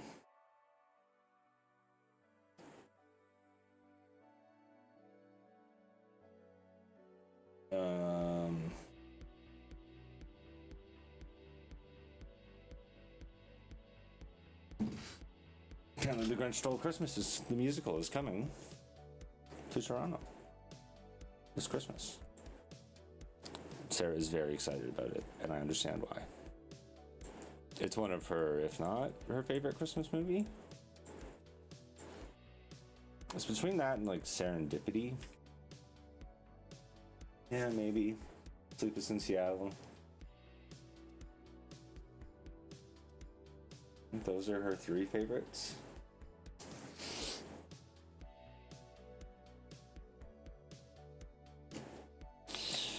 Okay, what do I want to do while this is happening? So this is failing due to the device. I want to be able to target, I guess I should just be able to do this, right? Like, oops, I did not mean to close that, but I should just be able to run this targeted at my... Well, what's the... I want to edit it. All right, let's deploy iOS device. So it'd be like, what is it for?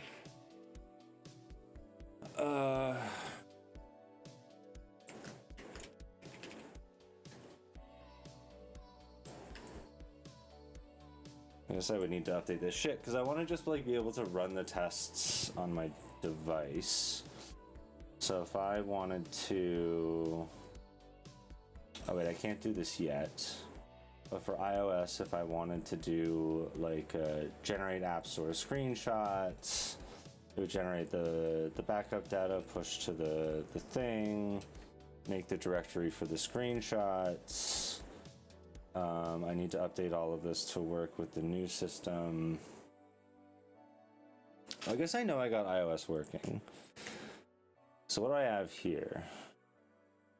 I have this thing moving up. I have some XR changes.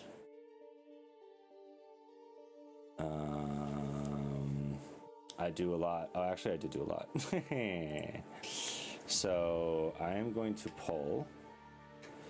So I am going to stash, and then I'm going to pull. Wait, what? How do I like force pull? CP? Pull push. How do I want to force pull.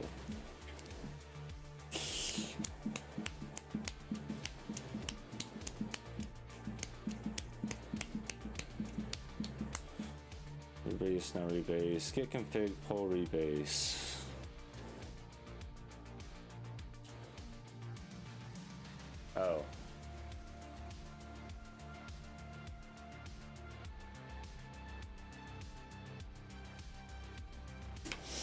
Right. So this is something that I've always rebased my changes, but in this case, I do want to just force. But how do I get like the?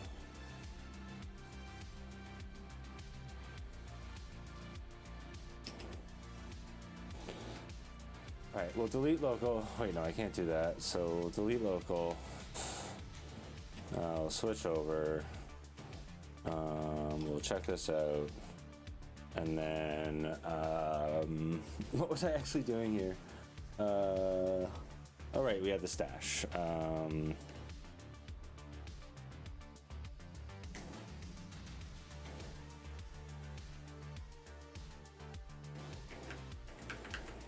And then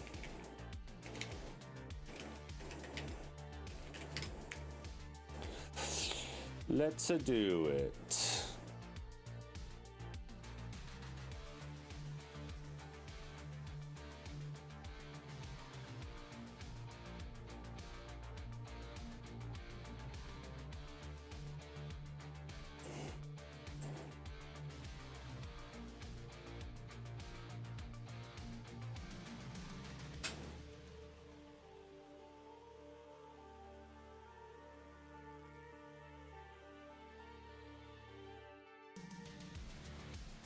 So in this case, we have 1 and then 2, run symctl,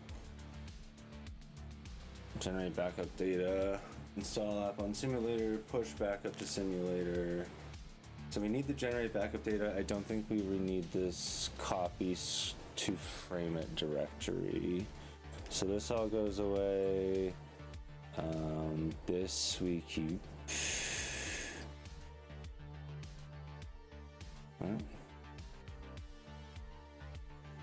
Oh, so whenever this finishes, then the symctl shuts down. That makes sense. I'm gonna write that. It's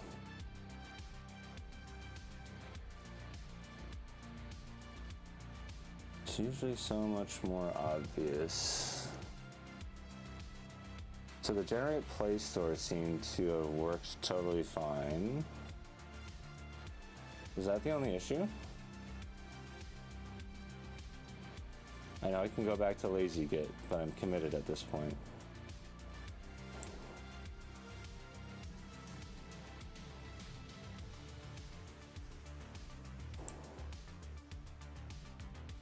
Why is this deploy?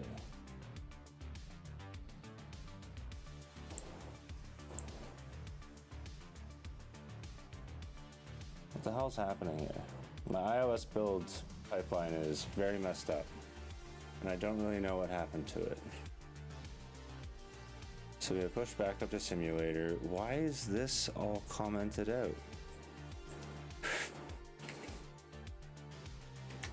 Okay, I'm actually very annoyed about that.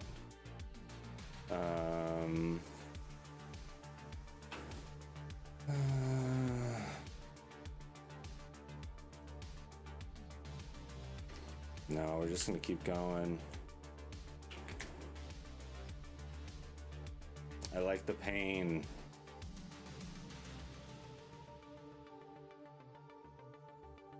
Right.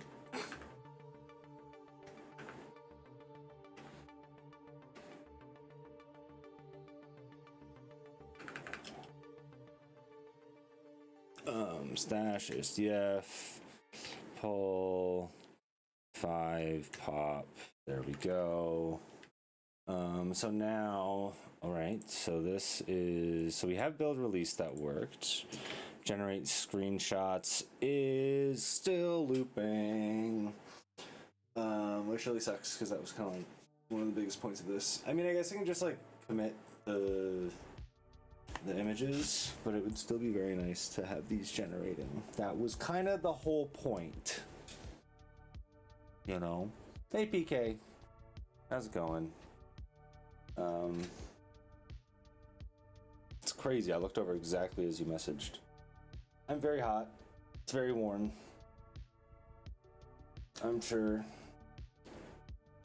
you can relate with much hotter weather, but it's very warm for Canada right now. And I'm in a room with like 4 computers. I thought I was exaggerating, but no, it's 5. I'm including Raspberry Pi. There's a laptop as well, but it's off, so I'm not counting it. Okay, so this is still failing, but build release is working, which is great. Why is this going incorrectly?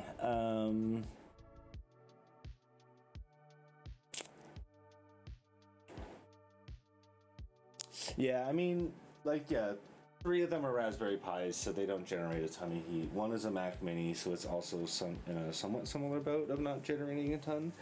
And then the others, my streaming PC, which it's outputting a lot of heat. And I'm also in the I'm in the top floor, which doesn't help. But hey, we're here. We're here. And my PC's running at a cool... The CPU's at 75 degrees and the GPU's at 53 degrees Celsius, which actually isn't that bad. It's actually like well within...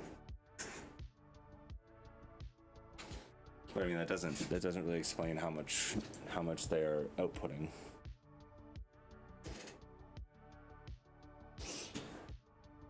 Okay, so what do I need to do here? I can commit the screenshots that I have to ensure that this whole setup works. Toronto, Canada. Toronto, Canada. So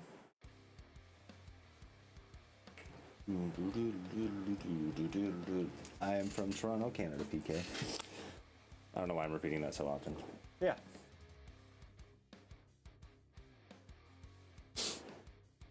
But it still does get hot here. Like, what's the... How do I do this again? Yeah. Yeah, it's 32 degrees Celsius, which... It feels much warmer than that. I guess it is much warmer than that in my room. It's 32 degrees Celsius outside. I guess it's 29 degrees in my den. Now that I look over at Home Assistant over here. I actually have like thermometers all over the place. I don't know why I just didn't check there.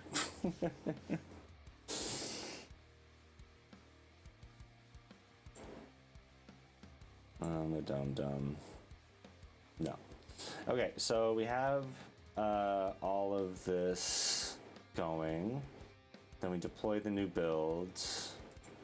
And this is just the full deploy script.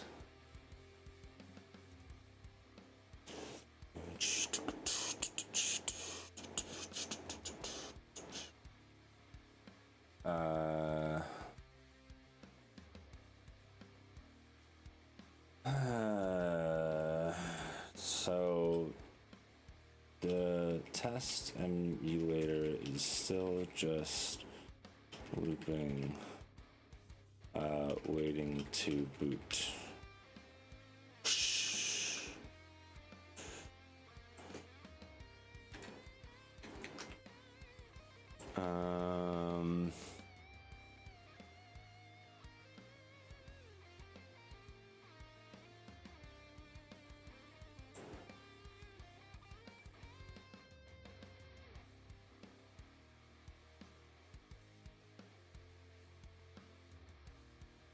It seems like it's just like, I believe it is returning true and just not passing on to the next task. I can see above.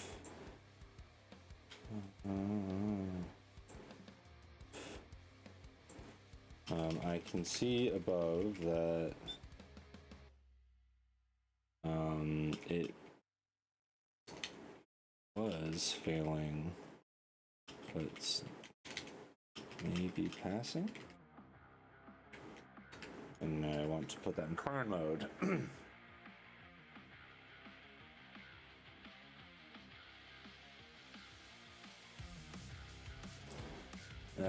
being unable, emulator starts, but then it crashes, goes offline before completing boot. Equals to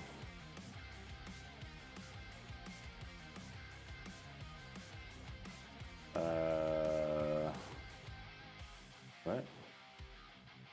You're just failing to fetch. So what I'm trying to do here is, so on the on the Play Store and stuff,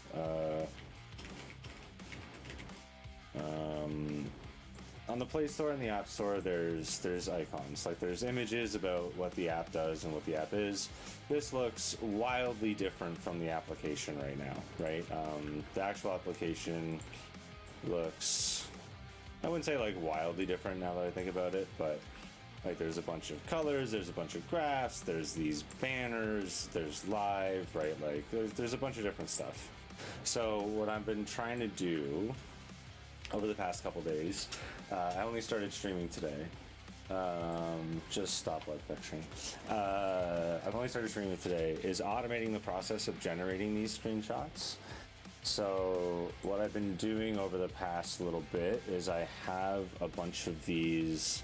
So I have like O1 onboarding welcome, right? So we have a bunch of these different scripts here, which basically just run through the application, right? So like they say, hey, go skip the onboarding with a backup, and then basically go to the dashboard page, and then like take a screenshot and store it like this, right? And then this goes through the same kind of thing, goes to the calendar first, and then lastly, yeah, sorry, I guess this one's a little bit more involved, where it like it creates a set and actually like shows information and takes screenshots.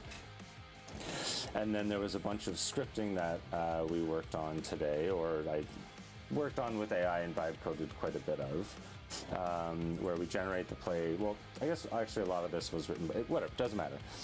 But generate place for a screenshot, so it creates backup data so that there's actual information in the app, like within the device.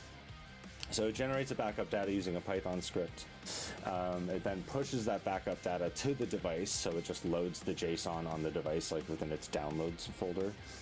And then it builds the application, and then we start running these screenshot tests. So if I were to run these screenshot tests right now, you would see, like, there's not going to be a flash or anything of when they go, but of when the actual screenshots are happening. But let me just, yeah, so it's running. You'll see the app just kind of work on it, like do its own thing. So that's what happens here. And then we just have to resize those screenshots a little bit to get them to work with the system that we have. And then there's a really cool thing that runs called FrameIt, which FrameIt is a tool, I believe by Facebook or Meta. So FrameIt takes those screenshots and wraps them in a device portrait, right? And then I take all those screenshots, put them in a bunch of metadata folders. So you'll see that the app's just kind of like doing its own thing right now. And once it's, I think this one actually, I can remove a big old weight that's here because it takes a very long time for no reason. But yeah, it's just doing its thing through the app. And then what ends up happening is those get placed within a metadata folder within Fastlane. So here we have like Android for the US, or any like Canadian. So it has like the full description of the app, the short description, and the title. And then there will be once this is finished, there will be a screenshots folder in here as well. And then those get uploaded to the build, so I don't have to maintain that anymore. What was I doing? Oh yeah, so here, yeah, the app's still going. It takes a little bit, like I think it takes about 3 minutes to run through all the screenshots, but it's a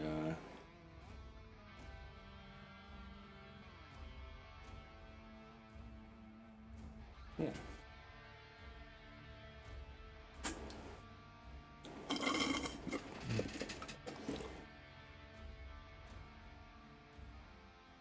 That's what I've been working on. That's what I've been trying to do here. So what I was just trying to do is figure out, so I also want to run this all in the CI, right? I want to run this all in the continuous integration. I mean, so it's not like actually that crazy. Because realistically, like a good part of that process, I agree, it does seem pretty crazy, but a good part of that process is that this actually also tests my application as well. So I am getting kind of double duty for this. Like this generate backup data is something that I've been wanting for a very long time, just to be like, hey, whenever I run UI tests, like generate whatever data I need, and this generates like very current and up-to-date data. Right, and same with this pushing backup to device. This actually like fulfills quite a bit of a pipeline rather than just the testing. But yeah, the goal of this was for the screenshots to go up, and that's kind of like what I wanna like hopefully get finished today. But you know, there was a lot of other stuff that went into it as well. And but yeah, the actual screenshotting process itself is running through the flows, converting the files, wrapping them, and then if this is finished, we should be able to see images, and then you'll see that it's like wrapped in an image. Oh, it went to iOS for some reason. Interesting. But yeah, there's oh wait, no, is this, did it update to Pixel or something? This is an iPhone, right? Anyways, whatever. So it updates a frame, and then this is where you now have all these get uploaded to the App Store. They're all nice and pretty. I can easily change them. And then there's also this FrameIt process can also like add text around and stuff like that. So yeah. It is a complex process, but it saves a lot of time and a lot of headache. I'll say that. Anyways.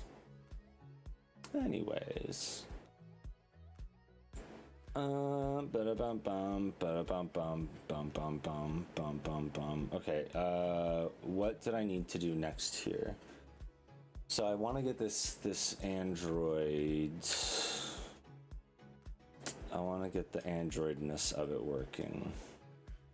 Oh, and the other thing that I would say to not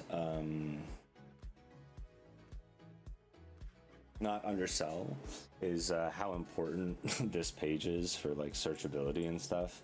Like Lift Pro itself does not have that many downloads. I have a decent amount more on iOS, I forget. But like a lot of it I would attribute to this app just not being very discoverable, which something like this will solve quite a bit of. So what was I trying to look here? Okay, so the device offline emulator is crashing, not just slow. This is a known issue. Let me research. The requests are failing. We can downgrade the version. Okay.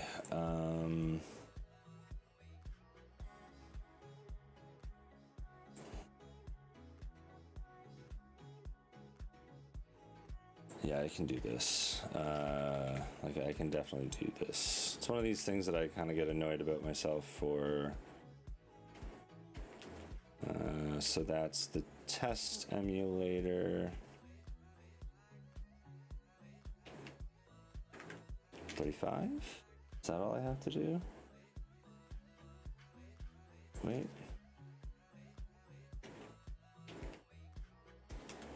Where is this? Oh, right. Damn it.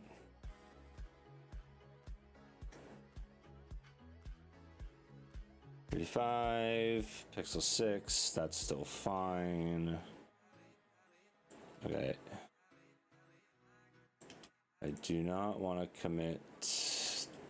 No, I do not want to commit that. And then all these images I want to just render all the time. And I can also, there's also a fun thing. Oh, looking to buy a new laptop and see the MacBook Pro is cheaper than ThinkPads. Yeah, the MacBook Neo is quite the device. It's, but hey, you know. I have seen a lot of people successfully able to install Linux on their MacBook Pros, because I think that's becoming a lot more of a viable option for people. The one thing that I found that, or I know a lot of people have said that like certain things just don't run well on Linux on ARM, which makes sense. So that would be the only concern I have. My personal next laptop, not that you asked, is going to be a framework. I have a framework 13 right now, and it works flawlessly. So I have no reason of upgrading right now. But if I were to buy another one again, their framework Ultra, ooh, oh, that looks so nice.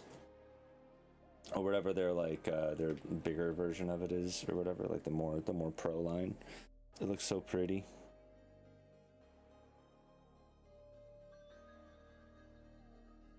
But that is a significantly different price point than the MacBook Neo. I'm assuming that's what you're saying if you're talking about prices, because if I haven't looked in a while, but if the pros are more than the more than ThinkPads, boy.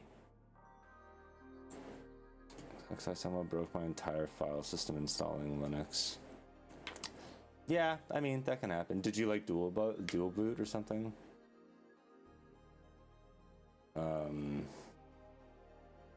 I mean, yeah. I've had a lot of success with Linux. On laptops, I've been using it since like 2012. And I would never say that a laptop has been like truly my daily driver. And then about a year and a couple months ago, I fully switched to Linux on this desktop. So now I even, Sarah, my partner, she switched to Linux. She switched to Fedora. But now there is no Windows in this house whatsoever. And there's one Mac Mini that I use for a build server for iOS. Oh, and your MacBook Air. Yeah, yeah. As much as I said, like, I've heard people try and do it, like, oh my goodness, yeah, I'm aware that it is something that also, like, Apple is actively trying to avoid wanting you to do, right? Like, it isn't quite a Hackintosh, but it's not that far from it, right? Just like they don't want their software running on other hardware. I assume they don't want their hardware running on, because it might, like, it could make their hardware look better, or it could make their hardware look worse, right? Is that how that works? You need another Mac to install Mac OS? Oh. I mean, yeah, that sucks. I'm sure there's like ISOs online or something, but that's probably not something. I don't recommend downloading ISOs online and just installing them, first off. Unless they are very well vouched for. Just wanted to throw that out there. But yeah, I had to borrow your friend's laptop for a day. Yeah, that sucks. That sucks.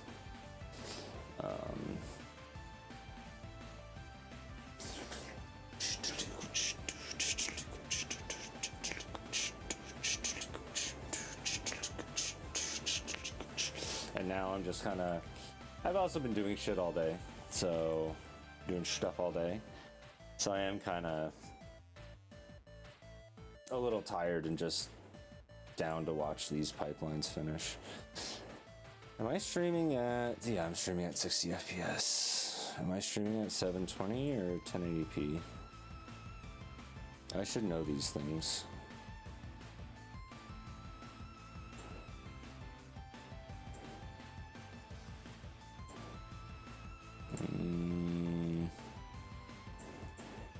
1080. If I wasn't streaming at 1080, I could switch over to a game. But the game I want to play is Path of Exile, and the stream will chug. Oh, right, I forgot they got rid of Boot Camp.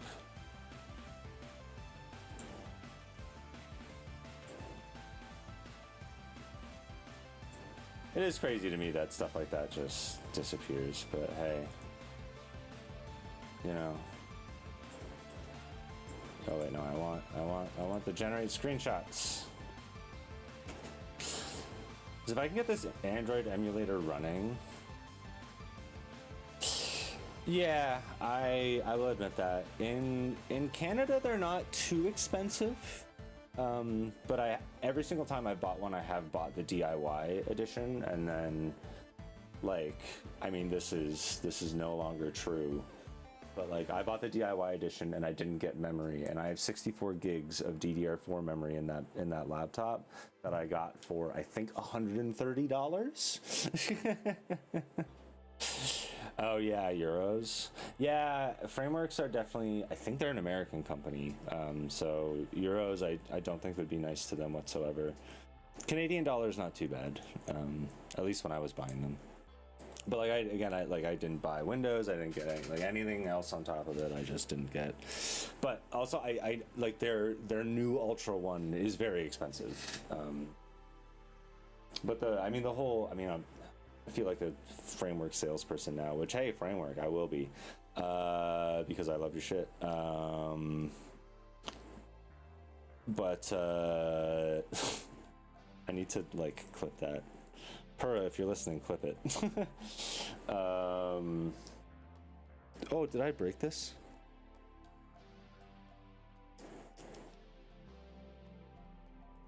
Shit.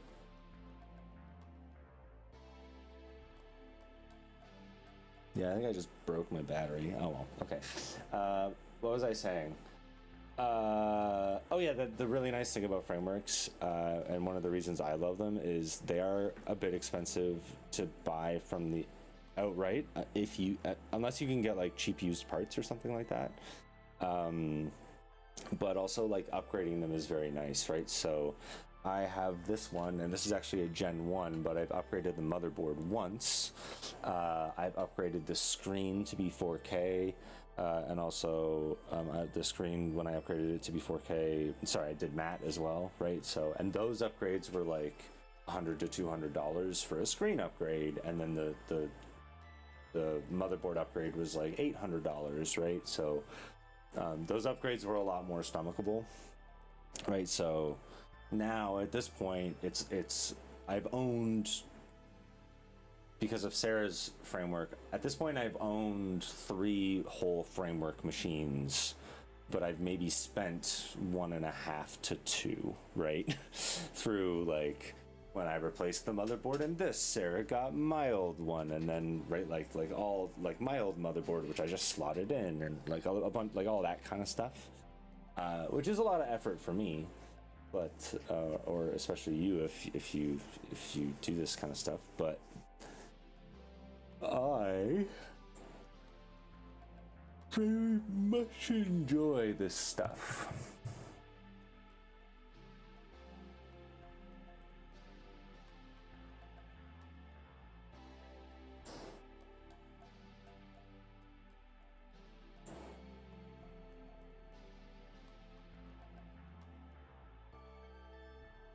Okay, this isn't working. It's very warm.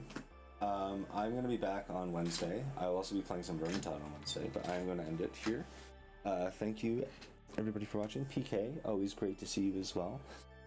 We had a sub and a couple follows over on Twitch, so thanks everybody there. I believe the sub on YouTube was Jackman, and then we had Unikoze and Axie follow over on the Twitch, so thank you all very much. Like and subscribe if you haven't, it's always appreciated. Keeps the stuff going, supports the projects, all that jazz. So thank you all for watching. Have a great rest of your day, and see you next time. Bye. Oh wait, did I miss a message?